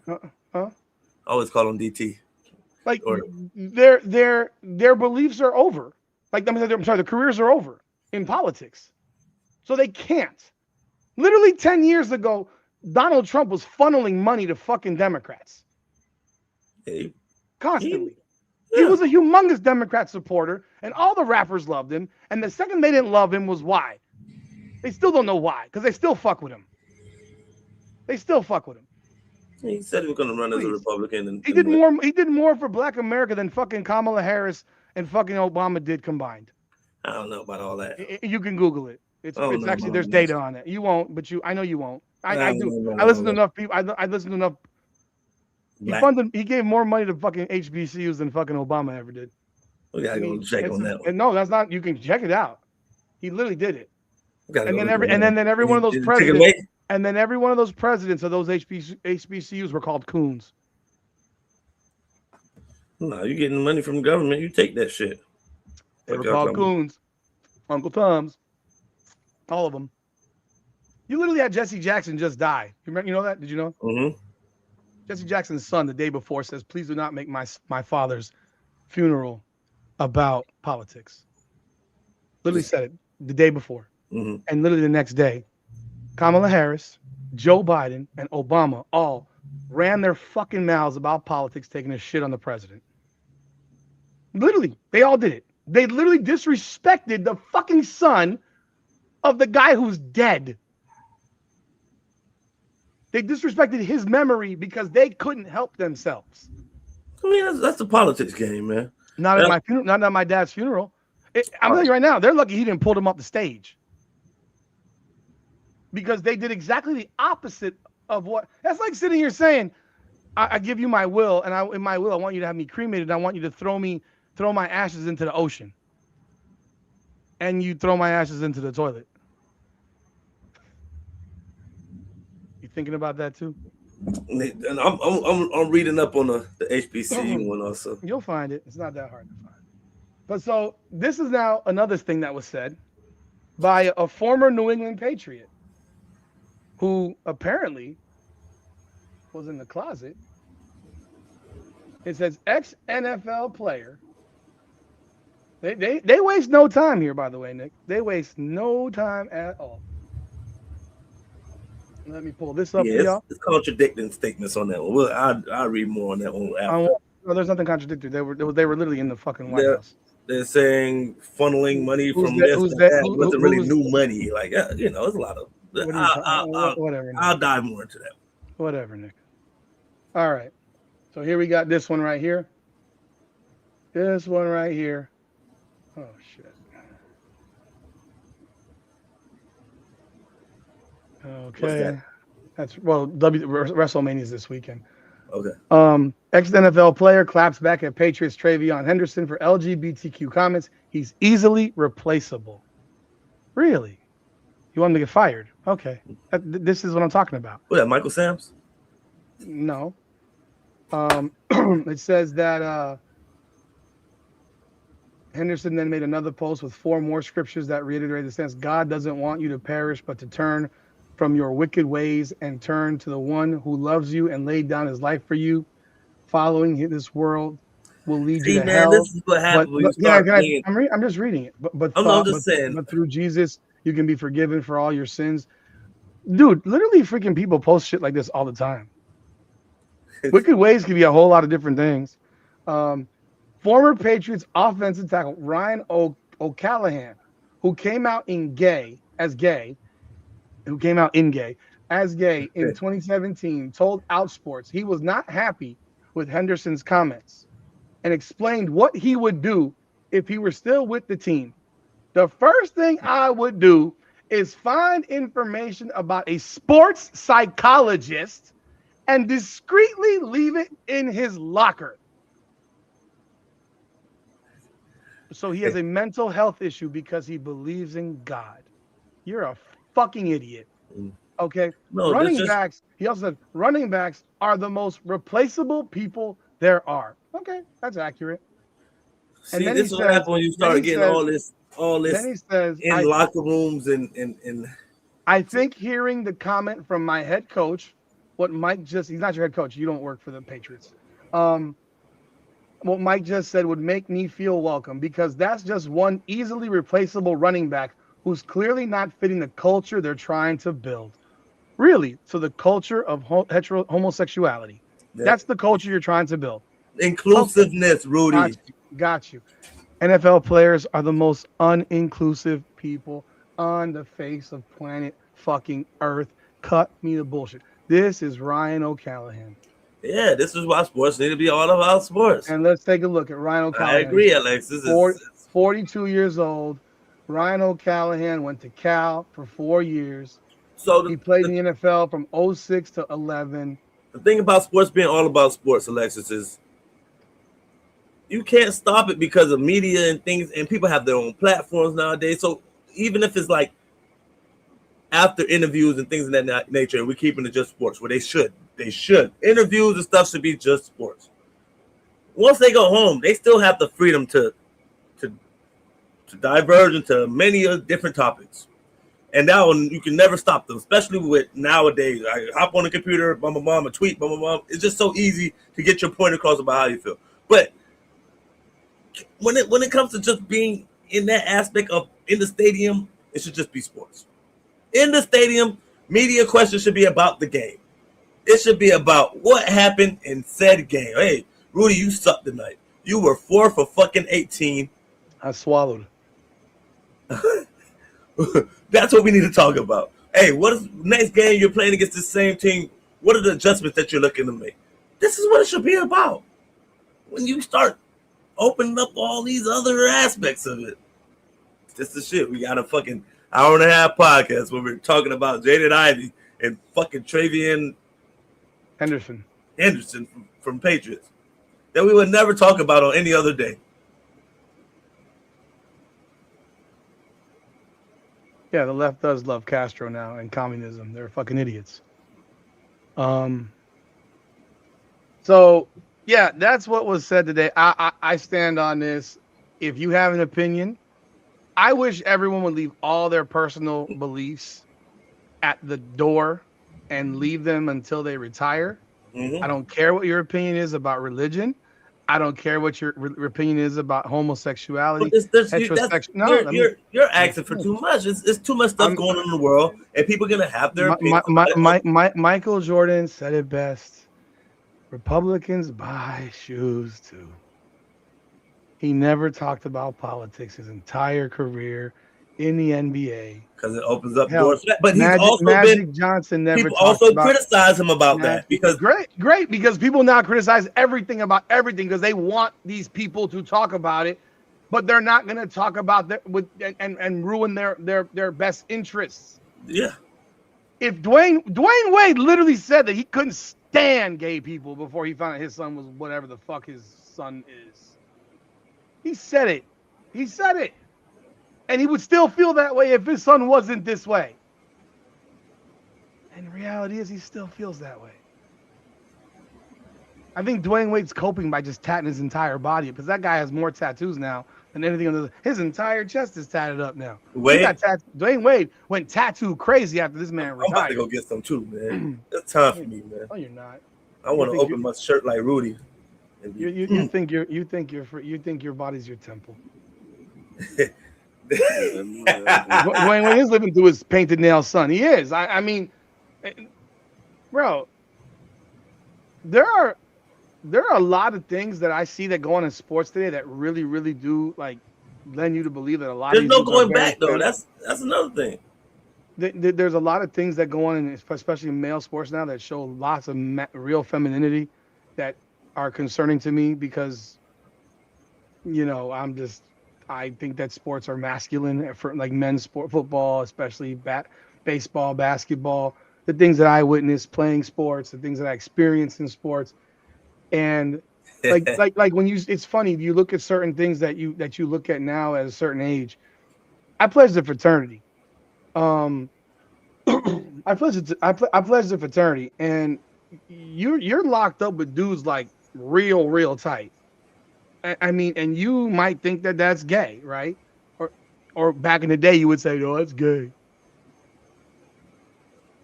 Yeah, A quarterback is sticking his fucking hands in the damn center's jock. That's just to get the ball. Fuck out of here. You're hugging dudes the entire game. You're tackling dudes. Hell, I know a football player. I know the shit that football players did in the bottom of piles. In the name of competitive spirit to win the game. You grab the dude's dick by competitive spirit? Well, who's doing that? You did? Who? Nick. You're telling me that in your decade of playing professional, you telling me I was out here grabbing penises, I don't know about it? You never. There's a reason I never did MMA, by the way, because I can watch it, but a little bit, yeah. Aaron Hernandez was gay.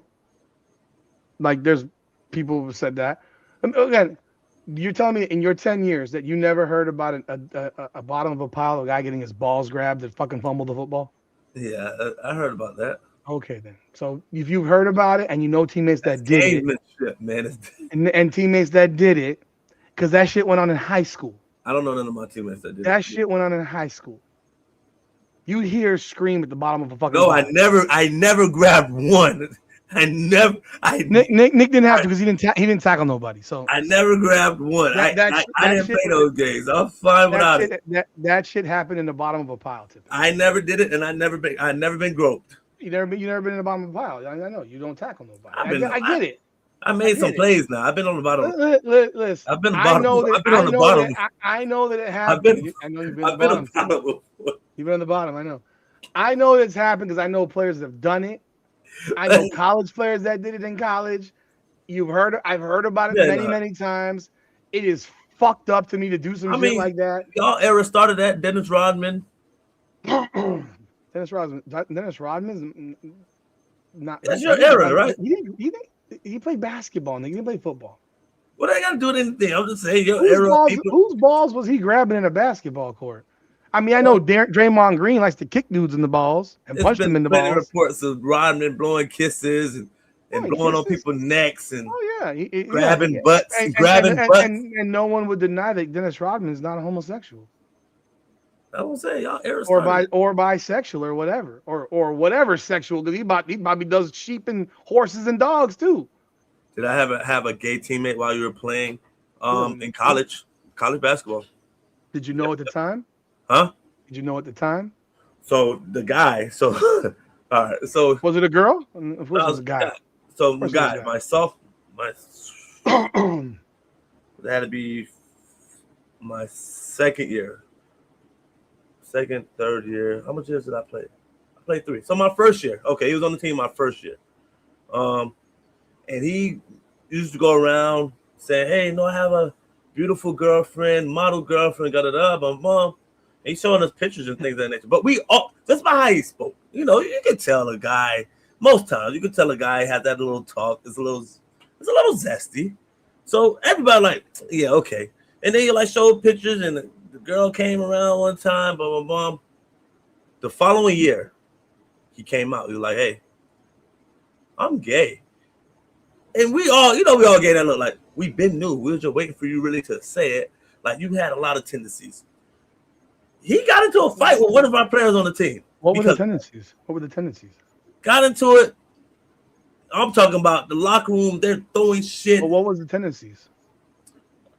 How he talked, how he walked. Who? Huh? Who? He was a big guy on our team. He was a center. Who? If he came out the closet, what's the problem? That's true. I'm just saying. You said he came out the closet. He's in the street gay now, right? I haven't heard from him in a while, but I'll say his name was Badu. He was African, a big African 7-footer. Yeah. So the first year, got a girlfriend. Next year, no, I'm gay. I'm a bum. So then our player, Alex Galindo, plays for the Puerto Rico team. They got into it, and some homophobic words got thrown around. So I'm gay. I'll beat your fucking ass. Da, da, da, da. Rudy, I ain't never seen a locker room move and shake like that. I'm in there dodging shit. Chairs getting thrown. Haymakers getting thrown.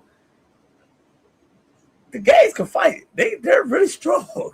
Did you say the gays they're can really fight? fucking strong. So that was my first gay player on the team. And he lasted there for a year. Huh? 2 years? He was there for 2 2 years? years. He played 2 years. Badara? Badu, yeah. Badara Ndiaye. Yeah. 6'11", 235. Yeah. Says he only played 1 year that fight. You like maybe he was redshirted the first year? The first year, was he redshirted? He might have been redshirted my freshman year. Yep, he was redshirted our freshman year. Because you were redshirted because you weren't even listening. Huh? You weren't on the roster here that I'm seeing. Technically my freshman year I didn't play. My second year I played because of Clarence House by my mom. You went to Southeastern Iowa Community College. Mm-hmm. Okay. Well, I don't know if you did you have to review the shit you guys said in the locker room and realize and recognize that you? Oh, I did check him out. Of course I did. I want to see what the fuck the guy looked like.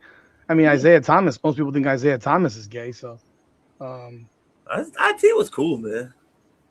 A lot of people thought he was gay. It's okay. IT was amazing, man. I don't know more than that, but IT was a great. Oh, cool. You were sharing chicks at the strip club, huh? He never took me, man. I wish he did. So, what did you guys have to review? What the hell? Oh, we had to have a big old talk about basically the things that y'all said, and then did you then have to now watch every time you opened your mouth in a locker room if you used? Yes, 100%. Be considered offensive to somebody. 100%. You shouldn't have to. You shouldn't have to do that.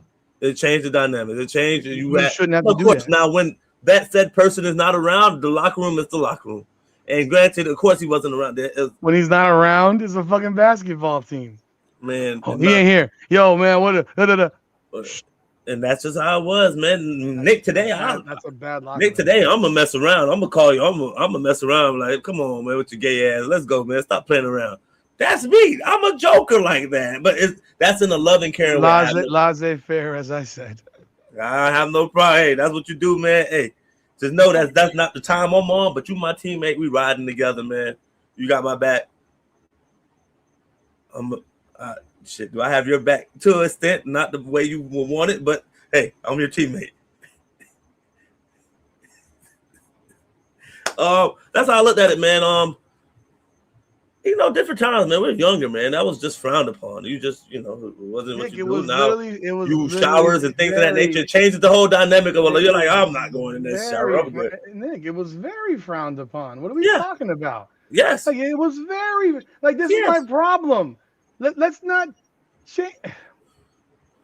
But now let's not try to normalize what is still not normal. This is not an offense. Like I said, we're normalizing what is not normal. Yeah, I mean, of course, it's not normal because you want to know what's not normal. It doesn't procreate. Let me ask you a question. You ever dated a white girl? Have I dated a white girl? Seriously? Not have you fucked a white girl. Have you dated a white girl? Not seriously. Okay. Did you ever fuck a white girl? Oh, yeah. Oh, yeah. Lots of times. I was in Canada. Whoo. And Minnesota.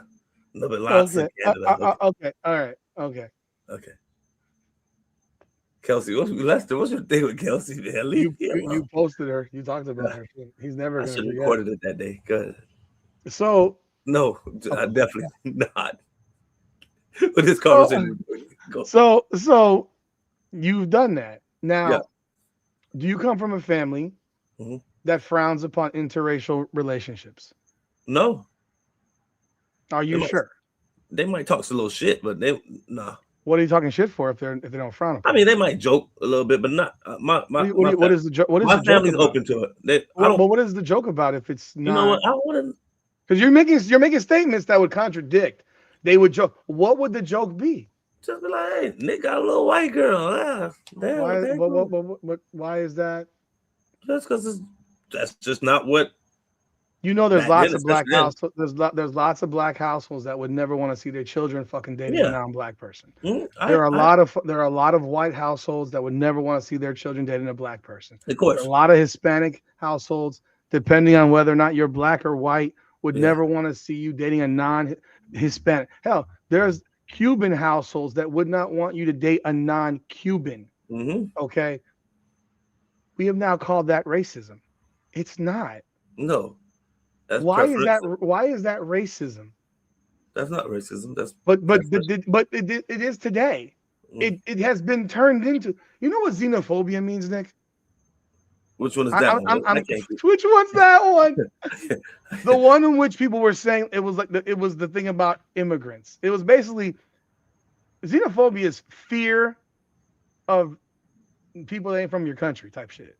Okay. And I'll read the freaking definition for you. I mean, because I don't want to mess it up. Dislike or prejudice against people from other countries. If I believe in immigration, does that make me dislike or have prejudice against people from other countries? No. But that's the world that we've created. That's the world that's been created. We have immigration laws right now in this country. God forbid you say some shit like you stand with ICE and what they're doing and the fact that we're enforcing laws. You are a xenophobic racist, right? Black people, we can't stand with ICE with black people. I'm sorry. Huh? We next. We can't stand with ICE. I'm sorry. We next. We're right around the corner. They'll take our hand. We'll be right back to us being 3/5. We'll be right back out of here. Actually, you saw Tristan Thompson said he loves what Trump is doing with immigration because he's actually Canadian and had to go through real process to live in this country. So he appreciates the fact that they're not allowing people that just walk the fuck over and say, I'm going to live here. No, you come legally and all that crap. So, but the point is you're a xenophobic racist or whatever.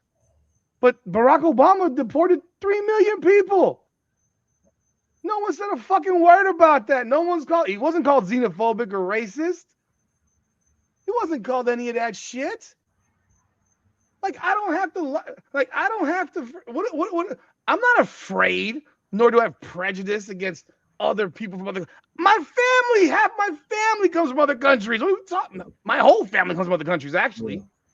My whole family, my mom's family comes from Italy. My dad's family, which is one generation removed, is from Cuba. This is silly. But you agree with one thing. You're xenophobic. You're a racist. You're this, you're that. Again. But now, if my dad were living right now, look, my dad did not like interracial dating. He did not like it. Damn, Rudy. He did not like it. He did not like it at all. He was around for your first marriage? Yeah, he was around. I mean, I was a Sigma when he was alive. So, come on. He didn't know that Rudy loves. No, he knew in high school. Okay. He knew in high school. So it's been a high school thing. He knew in high school. Well, there were no black girls in my elementary school. It was literally 99.5% white. I mean, and then 99% white, probably. No, let's say 98% white, 1% Filipino, which means darker skinned, and then maybe a quarter. I think we had 5 black kids in the entire school. Okay. Of 300, which is 1.5%, maybe. Yeah. So my dad didn't like it. He didn't like it for a lot of reasons. His reasons he had, and they were his own personal reasons. Now, I learned later in life that just because you don't like certain things for certain situations does not mean you do not partake in those situations. No different than you saying, I ain't date a white girl, but I sure as hell smashed a whole bunch of them. A whole bunch of them. And so, I was always thought, I never thought I'd bring one home seriously. It just was my preference.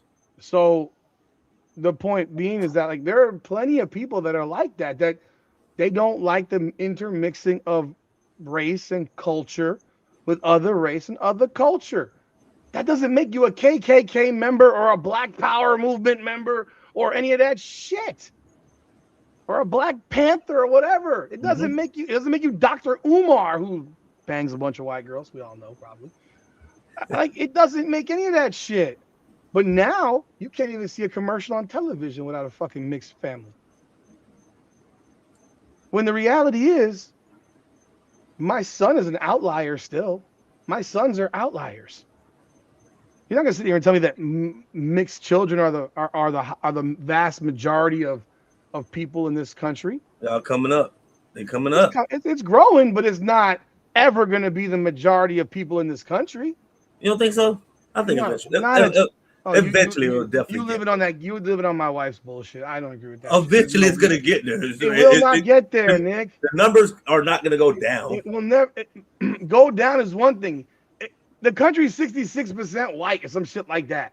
It's never gonna get to the point where it's 50% mulatto and fucking 48% white. Like, it ain't, because 13 to 20% is still gonna be black. Blackity black. We just gotta put in a little bit more effort, man. But the effort gets, the black man gets mad when the white dude take the black girl. You said who?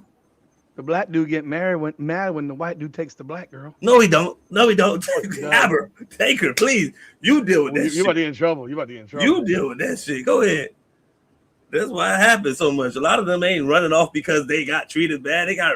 Nobody was dealing with that shit anymore. Hey, go ahead, man. Somebody else do it better with you. You can't even have a TV commercial right now, Nick, without it being a mixed family. Like, it's exactly. crazy. Vice versa.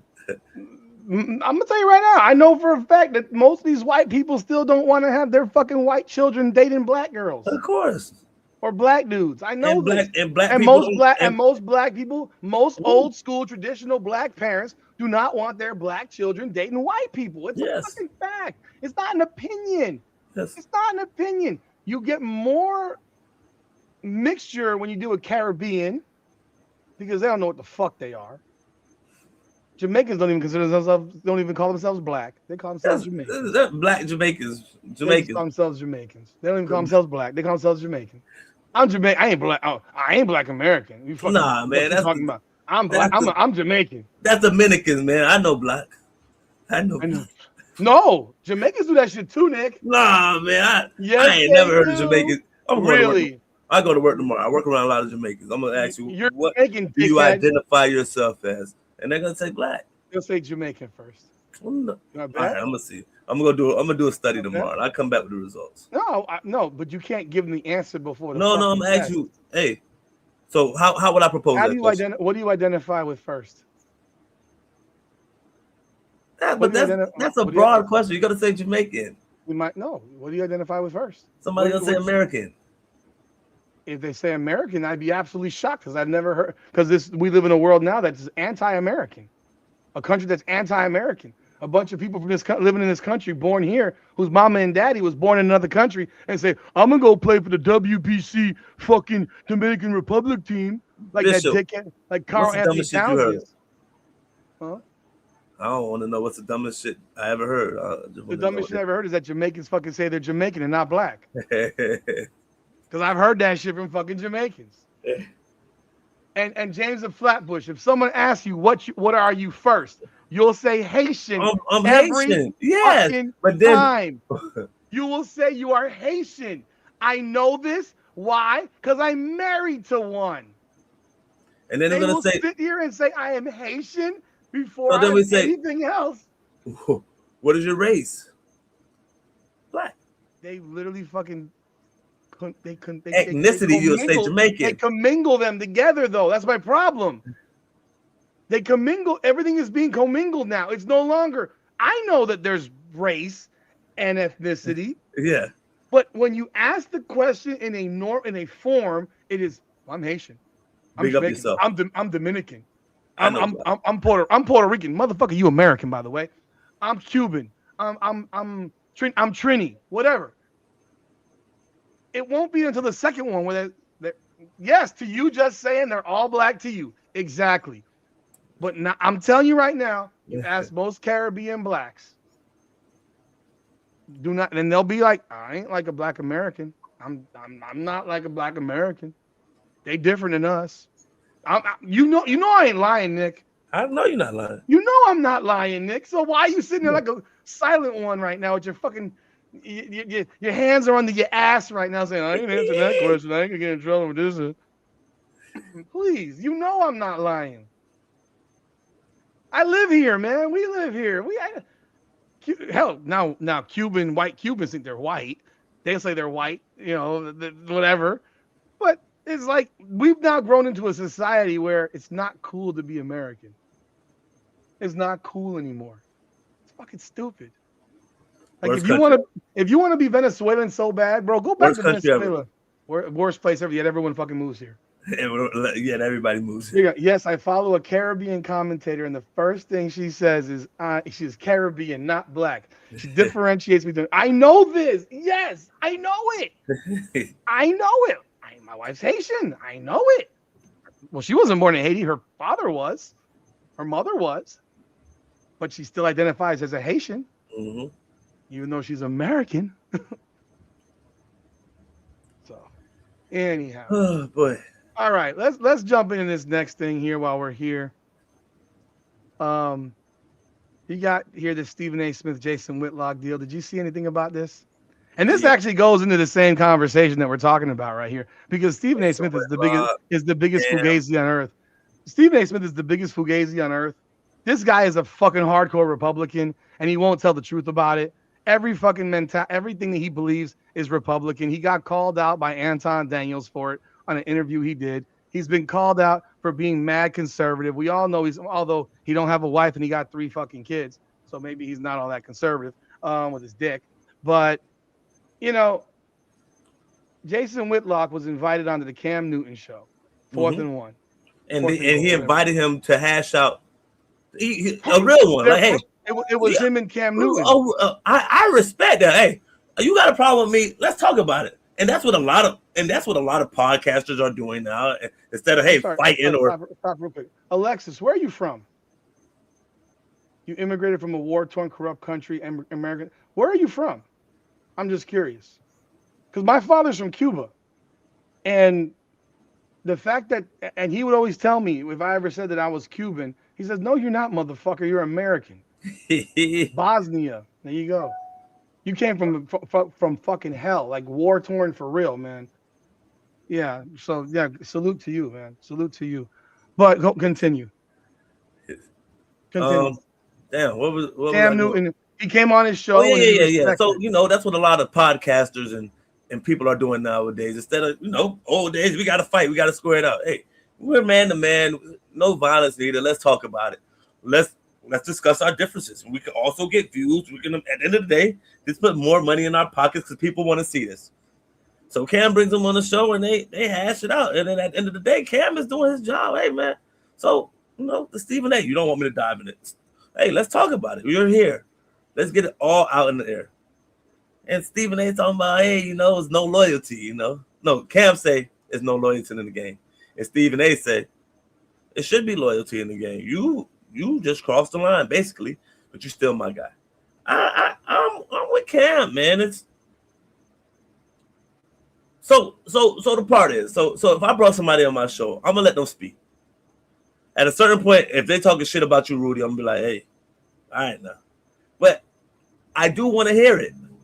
But as a certain line I'm drawing, like, hey, all right, that's my guy. He's always been this and that to me. Your experience is different with him. Did you watch the whole interview? I didn't watch the whole interview. I got glimpse, basically the all right. Gist so of it. Then allow me to educate you with facts and data. Okay, go ahead. That's your word to me now. That interview was about an hour and a half long, maybe 2 hours long. It was lengthy, about 90 minutes long. For an hour and 20 minutes, it had nothing to do with Stephen A. Smith. Zero. Cam Newton asked the question of Jason Whitlock about Stephen A. Smith, and Cam and Jason Whitlock tried to not answer it. He almost said, "Are you sure you want to go there?" Yeah. People want to know. So Whitlock tried to avoid answering the question because of the relationship with Cam Newton and Stephen A. Smith. So almost protect Cam Newton from himself. Yeah. But Cam Newton's a little... And he said no. He wants to know. Get it out there. And then this is nothing. And what Jason Whitlock said was nothing we have not already heard. Nothing was new. It's all stuff we've heard before. And Cam Newton did not have any follow-up questions because, number one, Cam Newton is not a reporter. So he's not educated and experienced in how to actually ask questions in an interview. So if I ask you a question and you say something, I got a follow-up question already ready to go. Mm-hmm. What Stephen A. Smith wanted him to do was to take a shit on him. He wanted him to blast on him. He wanted him to call him a liar. He wanted him to do all that crap. Cam Newton is not going to do that because, first of all, Cam Newton is not experienced in journalism. He doesn't know how to ask questions properly. He asks one question, I'm going to let you talk. And that's also why that whole terminology of speak your truth is bullshit. It's the truth or it's not the truth. So you might say something's the truth. I may say something's the truth, but we're both fucking wrong. It's somewhere in the middle, we're both omitting certain facts and details to make our point, my point or my view looks better. So that whole shit about speak your truth, I think, is the dumbest fucking statement on earth because your truth is a lie. That said, there's things that are very easily verifiable. You could not average 1.5 points in one game. It's impossible. Impossible. So you've been caught lying. And Stephen A. Smith's entire background in sports media, a lot of it's been built on the fact that he said that he played college basketball. Even if it was for 2 games or 1 game or a season or whatever the fuck. He's lied. He's been caught lying. ESPN's done nothing about it. He's a liar. And in any other profession, he would have lost his job because you got your job in a large part because your background through lies. Like we've seen college coaches get fired from jobs because their information on their resume was false. Like, oh, he don't have this degree. Oh, well, he can't work here. So you're using sports in your basketball days as the truth. And how you got your job was based on playing basketball, right? Which is what makes you an expert on basketball. You're not an expert. We all know this. We know you don't even watch basketball anymore, realistically. You don't watch it. When you talk, you have no idea what you're talking about. And it's really obvious. Like, if it's not LeBron James, you don't know what to say. I mean, LeBron James is so deep in your fucking throat that you don't know nothing but LeBron. And you have hated on LeBron publicly. You hated on Kwame Brown incessantly. This beef came out of nowhere. Huh? That LeBron beef came out of nobody knew. But that beef has been there for quite some time. But nobody knew about it like that. He said it. He said he didn't like him. He said he didn't care for him.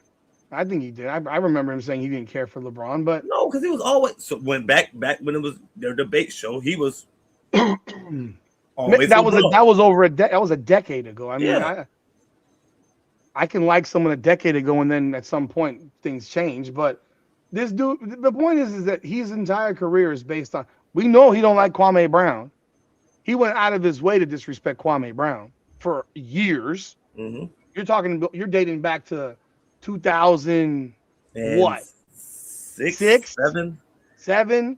Bonafide scrub. And then you're making lengthy monologues and 30-minute speeches about this guy a decade and a half later. When now that guy has a platform where he can speak on, where people can hear him. The reality was you damaged the shit out of his career. Like, you damaged his career and you don't even know the facts of what happened. Like, Michael Jordan destroyed that kid at a young age. I mean, it's come out. It's hard to play with Michael Jordan, obviously. It's not easy. But he's lied and been caught lying. And all that Jason Whitlock says is, I've proven it. He claimed that some lady was a professor. And then when you do a search on her, she was never a professor. He parades a guy on his basketball team that he says was this guy, and he's listed as 6'3", and the guy that comes out next to Stephen A. Smith is about 5'9". Same guy. Like, who the fuck is this impersonator? Yeah. Like, you're bringing out and it's being caught. So all he's done is call him a liar. Realistically, he's called him a liar, and he's not very good at his job. I mean, he's gotten his job through being loud and whatever. And then Stephen A. Smith makes a 35-minute video calling him a fat fuck, throwing money in the fucking air, like should I call your boss? So, like, first of all, the guy's not his boss, but throwing money in the air. Jason Whitlock has said publicly he used to live in strip clubs. So it's like the bunny rabbit thing in fucking 8 Mile. Mm-hmm. I am white. I am a fucking bum. I do live in a trailer with my mom. My boy Future isn't Uncle Tom. And my boy Cheddar Bob did shoot himself in his own dick with his own gun. And I'm still standing, and Wick did, and when he did fuck my girl, I'm still standing here swinging, fuck the free world. Don't ever try to judge me, dude. You don't know what the fuck I've been through. But I know something about you. This ain't you went to Cranbrook. That's a private school. What's the matter, dog? You embarrassed? This man's a gangster. His real name is Clarence. And Clarence had a real good marriage. So, there ain't no such thing as halfway crooks. Like, he's already said this. So what do you think you're accomplishing by throwing money in the air? That he's like strippers. Guess what? He could change. And maybe he's changed in a fake way. I don't know. I don't know that anyone can proclaim God the way Jason Whitlock does now, and it'd be fake. There's not enough money in the world. Yeah. Because it would eventually seep out that I'm full of shit. Yeah. I could probably do it for a little bit. Probably after about 2 weeks, I'm like, man, I can't take this fucking shit no more. Yeah. Like, I used to curse all the time. I used to listen to rap music. I don't listen to that stuff anymore. I don't curse. 8 Mile? Oh, my God. Dude, I don't have to watch 8 Mile. I've watched that stupid scene on YouTube a million times. I love that scene. That scene is one of the dopest scenes ever. That's your Halloween costume this year. You're going to be B-Rabbit. B-Rabbit? I don't have hair. Bro, you can get that on Amazon. But he's lied so much. And then, so you doing this 35 minutes. I was not going to talk about this again. Oh, so then you spend the next 35 minutes talking about it. And he's still talking about it a week later. And then it's Cam Newton, loyalty. And then Ryan Clark, that little pussy fuck. You can't talk about. Shut the fuck up, you bitch ass motherfucker. Like, stop it. And one thing they're not going to do is out talk Cam to make him feel Cam like can talk.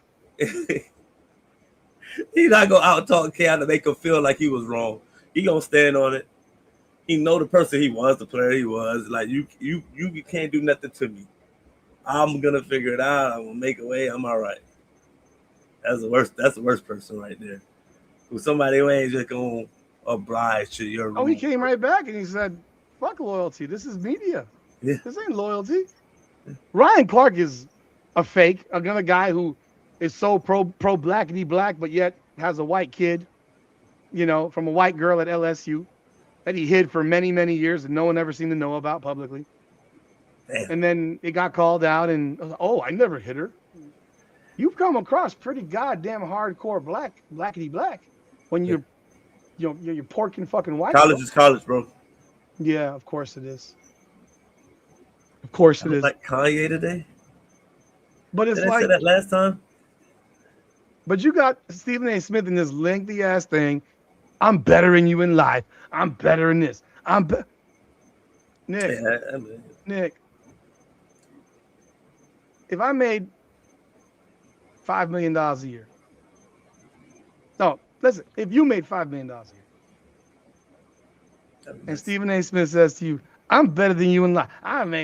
Bro, you're 58 years old, and you're throwing around money as if you're 21, and acting like that's what makes you fucking matter. Better than me, yeah. Like you're better than me because you make more money than me. That's the bullshit that fucking young dumb kids say, and you can make all the money in the world.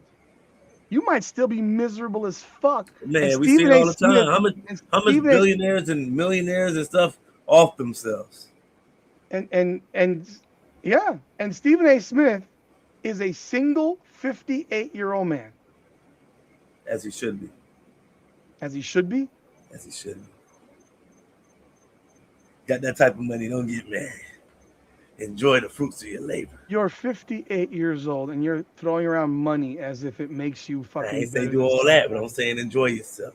Have really? 3, 4, 5. Nick, he can't do 3, 4, or 5 nothing because his dick won't stay hard long enough unless he has a pump in there.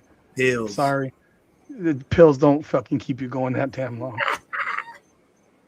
Pills do not keep you going that damn long. You can put testosterone in your shit. You do not have the same stamina that you had when you were 22.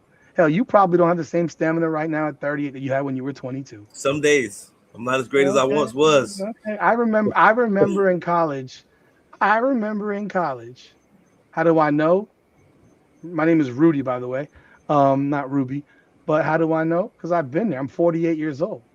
What do you think? Half the fucking country's on pills. They literally shove pills down your fucking throat on Facebook and Instagram now. I mean, God, if I see another Blue Chew, Rose Sparks, whatever, and they're not 50-year-olds buying this shit. It's kids buying this shit. Kids are buying it nowadays. Kids are buying this shit.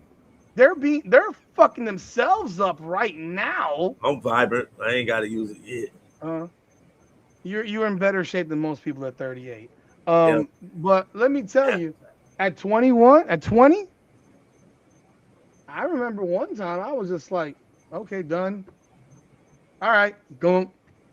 Like, shit, I can only dream of that now. Back to back rounds. I mean, when you talk about back to back, like it was like boom, boom, boom, boom, boom.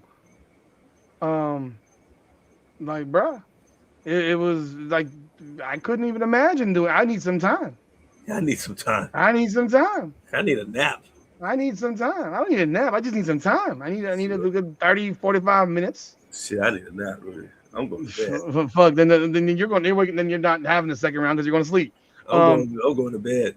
So Stephen A. Smith's 58 years old. And he's sitting here talking about I make money. I did like good. You're a best-selling author, great. And you literally used ESPN to sell your book. You used ESPN to sell your book. You used ESPN to build your shitty podcast. Like, you used the network to build your personal shit. He's an animal, Lester. He's an animal. No, for the second round. The second round. He's an animal, Lester. The second round. It ain't happening in 10 minutes or 5 minutes, all right? He's an animal. No, I ain't animal shit. But it's like he used ESPN's platform to sell his book. He was literally selling his book on TV every damn day on First Take. Remember? Mm-hmm. You remember when he was pushing that book on ESPN? Mm-hmm. When he started his podcast, and he says, when your podcast started, you had 320,000 subscribers. And I started mine. I got 1.5 million. You only got 600,000. Okay, you got a different demographic, and he's not sitting on ESPN every day fucking shilling his fucking podcast to people. Hey, you're good, Lester. 12 seconds. Lester, congratulations. Congratulations, Lester. I mean, hell, good for you, brother. Lester's talking shit, man. Ain't no fucking. But like, this is like it's like all he cares about. Bro, if I had 600,000 subscribers, jeez. I'd be pretty fucking happy. Yeah. I'd be pretty goddamn happy because I can do the mathematics on what 600 subscribers brings in revenue. I know it's fucking sure as shit I wouldn't need a full-time job. This would be the job. Yes, 100%. I'd be being flown around on private jets like Josh Pate to go to college football games every goddamn weekend. Man. Like cut the shit. Like, this is crazy. But that's a good question. I don't know what happened to Molly. I'm pretty sure we're gonna hear the real story. Molly Quorum? Oh, she was fucking Stephen A. Smith at some point. Huh? She was fucking him at some point. Oh, she was absolutely fucking him at some point. We're gonna hear the story. You notice you never see Jalen Rose and Stephen A. Smith. They don't fuck with each other no more. Why do you think that is? Why do you think that is? Just magically? Remember loyalty that this Stephen A. talks about? Loyalty? Yeah. Loyalty? No, that's true right there. You don't fuck with each other no more. And usually it's only one reason. Mm-hmm. I'm not saying because I don't know for sure, but I presume. Divorce, all that stuff like that. I presume. Not all you want. I presume, but because we haven't seen Jalen. He's still on ESPN, right? No, no. Oh no, they fired him with all. They fired him. Yeah, with all They fired him. But I just think that whole situation is embarrassing. Like these guys, and then he brought in Marcellus Wiley, who's anti Stephen A. Smith and all that. It's just, and yet he's still talking about Whitlock. He can't help but not talk about what. It's like you have all this money, and you can't not talk about this guy. I'm in Miami. Yeah, you're 58, bro. Go to bed. And it sounds corny, right? Yeah, Jalen was married to Molly Curran for like 4 or 5 years. They were married for like 4 or 5 years. Yeah, I see. But like what he says, that's I want to be in Miami and LA. Like, dude, you serious? I live here. Who cares? Who cares? Who fucking Nobody cares? does that. Nobody cares, but losers like a 55, 56, 57-year-old guy. And you live in New York City, bro. Like you act like you live in Podunk. Like you act like you live in Podunk. You live in New York City. For women, and yeah, bro. Then why don't you fucking move to Miami if you want to live here so goddamn? That's it. I actually watch Whitlock. He does not talk about Stephen A. every day for 5 years. That's bullshit. That's not accurate. That's not accurate at all. I watch Whitlock almost every day, and there's a lot of shit he says. I blasted Whitlock publicly, and he fucking replied and never invited me on his show. Because he named me. He mentioned me in the show. I would love to see you and him. My problem was some of the bullshit he was saying about women's basketball and shit like that. Like he was taking shits on Caitlin Clark or whatever and certain things. And that was when he brought on Ben Daniel and this other guy, and then he brought on the Pope and some other dude. And eventually brought on John the Liquidator and Ock Nation. And they disrespected both of them literally on the fucking show. And I did a video response to that. And I said, yeah, some fuck shit. Like, you're talking shit about these guys after the fact, and they're not even in the room now. Like, that's some bitch assedness. Yeah. I don't like that shit. Like, and first of all, you don't even know what the fuck you're talking about. You claim to watch women's basketball because of Caitlin Clark, but you're sitting here saying the Angel Reese ain't gotten better. Then you're not. You're disingenuous. You're disingenuous because you sound like a lunatic if you actually think that if you don't think that girl got better from year 1 to year 2. Hell, the data tells you she got better. Night and day. 38% to 47% shooting is better. Like, if she started off the first few games terrible, horrible, like 30%. Yeah, she was horrible. And yeah, they are clickbaiting guys, and you're right. They're absolutely clickbaiting, no question about it. And I don't clickbait. I try not to clickbait, but you have to put a little something in. You got to write it a certain way for tagging and and to have it get grabbed in the algorithm. It's not. I didn't create the fucking space. I wish everybody. I could just put. I'm talking about this person and this person today, and just be like, okay. Yeah, I wish, and it's not me. It's YouTube pushing the video. It's not me, because I have a video that just, and then all of a sudden goes. It's like, what happened? Like, what happened? Why did it go? And then, yeah, you want views, show cleavage. I mean, I did, and yeah, there's other things. There's some certain topics in which I will, be a little bit more boo-hooey about, but I'm not gonna sit here and fucking lie. Can't do that. But let's jump in on this last one before we jump out. Yeah, I don't watch him at all. I don't watch him at all. There's guys that Jalen Rose's daughter. She's hot, but she's stupid. She's stupid. She's hot, but she's stupid. She's a moron. She is a moron. She is a fucking idiot. Like, straight up a fucking idiot. Yeah, so let's I'll bring it up. I put Caitlin Clark in there always because I want to grab Caitlin Clark people. I don't have a whole lot to say about Caitlin Clark. I ain't gonna lie. What are we talking about? But at the same time, it does go back to you can't speak. Some people are silenced. Some people have freedom of speech, and some people don't. And when I say freedom of speech to say what they feel without fucking consequence, whereas other people do not. And Caitlin Clark is one that does not have freedom of speech without consequence. That's why she doesn't speak. She allows people to beat the shit out of her. She doesn't speak at the press conferences. She doesn't speak after games. She doesn't say anything that would rock the boat, whereas everybody else does. Everybody else does. You can Google Jalen Rose's daughter. Lester, I'm not looking for her daughter, his daughter.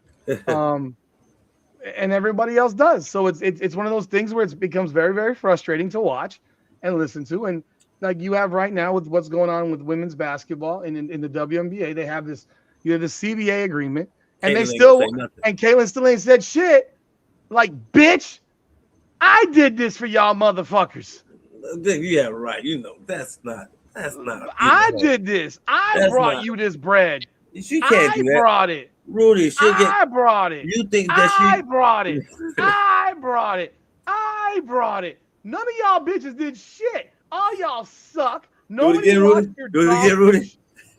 I brought it. Like, none of y'all bitches did shit. I brought the viewer attention. I brought everybody. No, here. Alexis, she cannot say that, Alexis. No, she can say it. No, she cannot. She already gets. Absolutely. She already gets. You want to know why she can?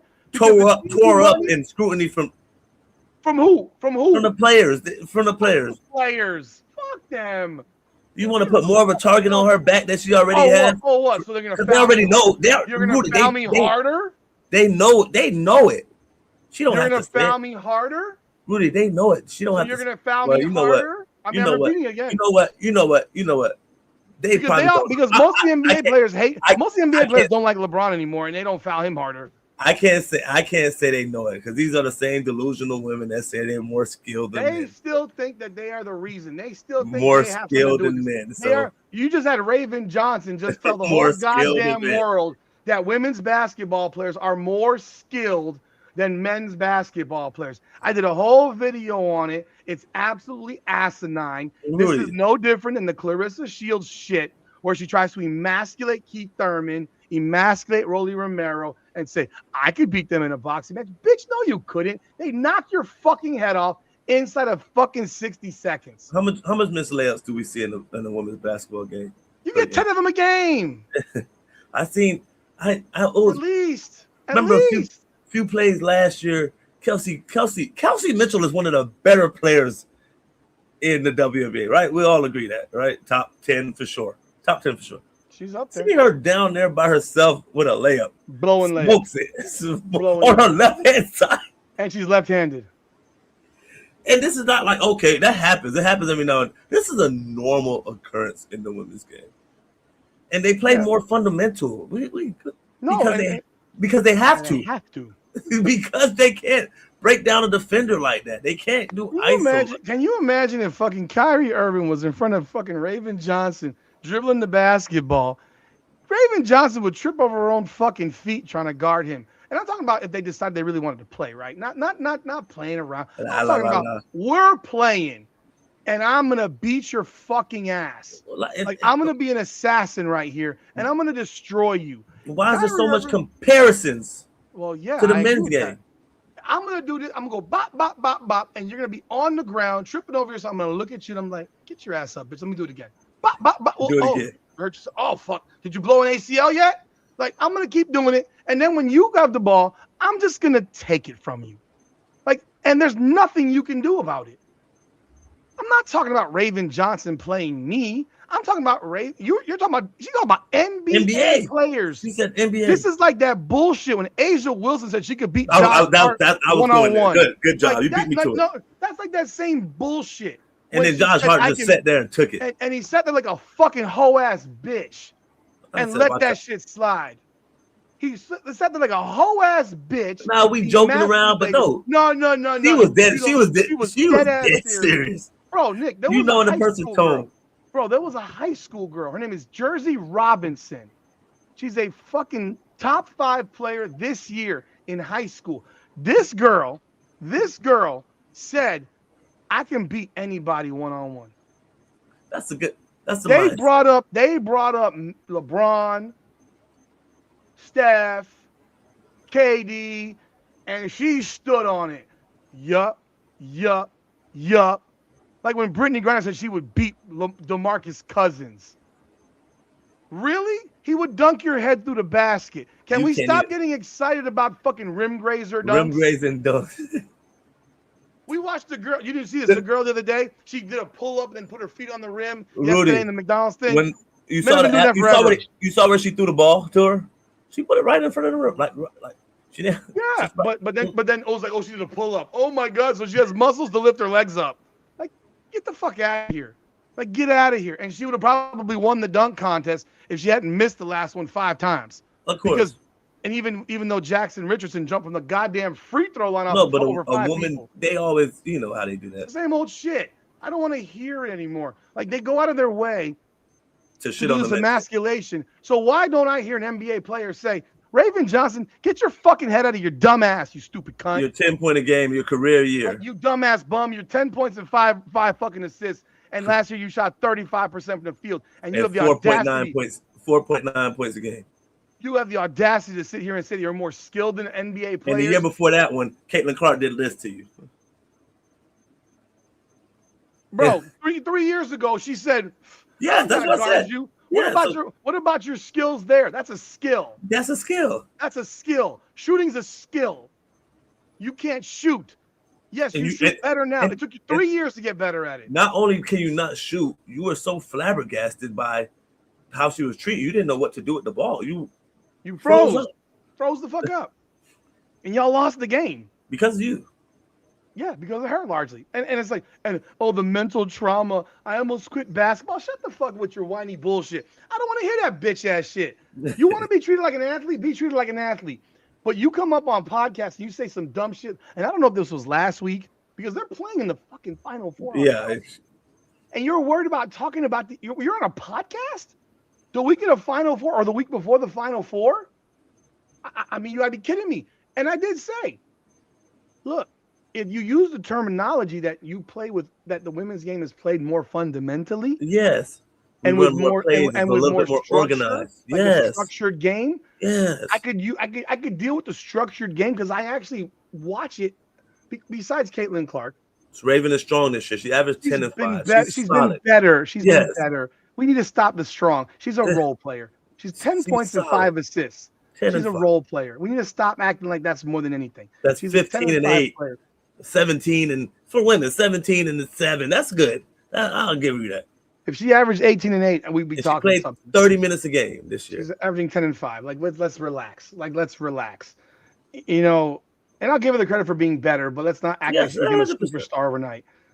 And so my biggest, it just gets mad frustrating because you're sitting here the week of the Final Four, and this is what she's a game manager. That's what I was. Cam Newton. And so it just gets mad frustrating, bro, because, you know. That's Sue Bird's Hall of Fame state. Not 10 and 5. No, Sue Bird was way better than that. Yeah, not 10 and 5. Not in her prime, and definitely not at fucking UConn, I'm sure of that. It just, like, bro, why don't we hear it? See, now if an NBA player was to lash out and say, yeah, you lost your goddamn mind, little girl. You stupid? Are you stupid? Are you stupid or are you just stupid? But they don't do that. But and that's what I'm talking about. If a man does that, now he's bullying the girl. He's being abusive. He's being not a real man. That's sassy. You're not a man. No, that's bitch, you're emasculating us. I want Rolly Romero or Keith Thurman to say, let's go, Clarissa. I'm gonna fuck you up in 60 seconds. Shut the fuck up. And I'll do it with one hand. And I don't want to hear shit after I do it. Why would you beat her up? Knock your head off. But he can't. He can't. He should. You know? And that's the problem. I mean, so you got shit like this with Raven Johnson running her mouth. You never heard Caitlin Clark say no dumb shit like this. No. Why do you think Caitlin Clark didn't play in the 3-on-3 for Ice Cube? Why do you really think she didn't play? For $5 million. Let's really ask ourselves why she said no. Because she couldn't get a shot off. No. Huh? No. No, she couldn't get a shot. No. Are you agreeing with me? Yes, I'm agreeing with you. Okay. She couldn't get a shot off. They would take the ball from her fucking hands over and over again. Playing NBA players isn't playing these fucking dicks you got practicing against your fucking teams in college. Those are like fucking what do you call it? Intramural basketball players. The thing that might save her, give her a slight chance, is her shooting range. If I decide I'm going to guard you 35 feet in the rim, yeah, that's different. You won't get a shot off. Yeah. You won't get a shot off. Yeah, her image. Because her image would have been destroyed playing with men and she can't get a jump shot off and having her shot swatted into the seats and having her pocket picked over and over again and being knocked on her ass and not being able to guard anybody. No. She wouldn't be able to guard anybody. Like, what are we talking about? Like, what are we talking? Bronny, yeah, he'd average 100 a game in the WNBA. Like, what are we talking about? I mean, for fuck's sakes, at least in that league, maybe Kalel Ware will get playing time. Like at least you get playing time. I mean, is Spo still the coach? Probably, and then he wouldn't. Then he'd find some reason to bench him. But it's just like this whole thing. That's why I say, like, Caitlin Clark can never say nothing. She'll never say nothing. She's too scared to say shit. Because if she says shit and she says the shit that she probably really feels, she'd get crushed for it. But I still think she could say it because at the end of the day, she is the cash cow. She is the one that brought the viewers. And in fact, if she said it, she'd probably bring viewers back because people have turned this shit off because she's done shit that's pissed some people off. They'll be back. Not so much. They're going to do decent, but I don't think it's going to be the first year hype. It won't be first year hype to me. I think the hype is draining. Like right now, we just had the Duke UConn game do over 18 plus million people. That was what the Iowa South Carolina game did. That was a Elite Eight game. Talking about CC. Yeah, CC was a national championship. Yeah. The Duke UConn game was an Elite Eight game. Elite Eight, yeah. On a Sunday night. And I'm gonna tell you right now, they've been pushing out ratings. The ratings for the Elite Eight for women was not very good. You think 1-4? That wasn't very good. That's good. Huh? That's better than I. That's not what it was last year. Not what it was the last 2 years. Caitlin Clark did 13 million people in the Elite Eight, man. That's CC. There were people that did more last year too. So, but you see mixed teams in track and field. Yeah, like tell me why Sha'Carri Richardson doesn't race Usain Bolt? Yeah. Stop. And I said stop comparing these. Like stop comparing your sport because men don't compare themselves to you. Their blazing speed is a 10.7. Yeah, you would beat them. Oh my gosh! Right now, you'd beat them right now. Yeah, that's their best day is a 10.5. The best day in history was a 10.49.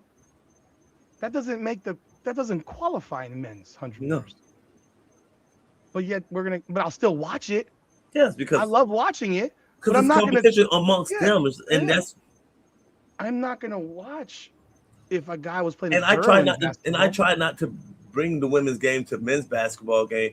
I don't. My problem with women's game is they just miss fucking layups. And I'm like, yo, that's just bad basketball. Like, I don't care who you are, you should make layups. I agree. But anyhow, I gotta go.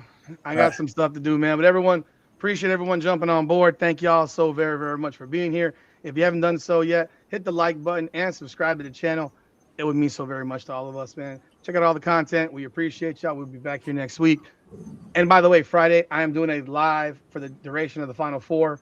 So jump on board from 7 o'clock until the end. I'll be doing both games. So jump on board. Appreciate and for the National Championship Sunday for women. Men, I just watch the men. Women, I'm gonna do it live. So appreciate y'all. God bless.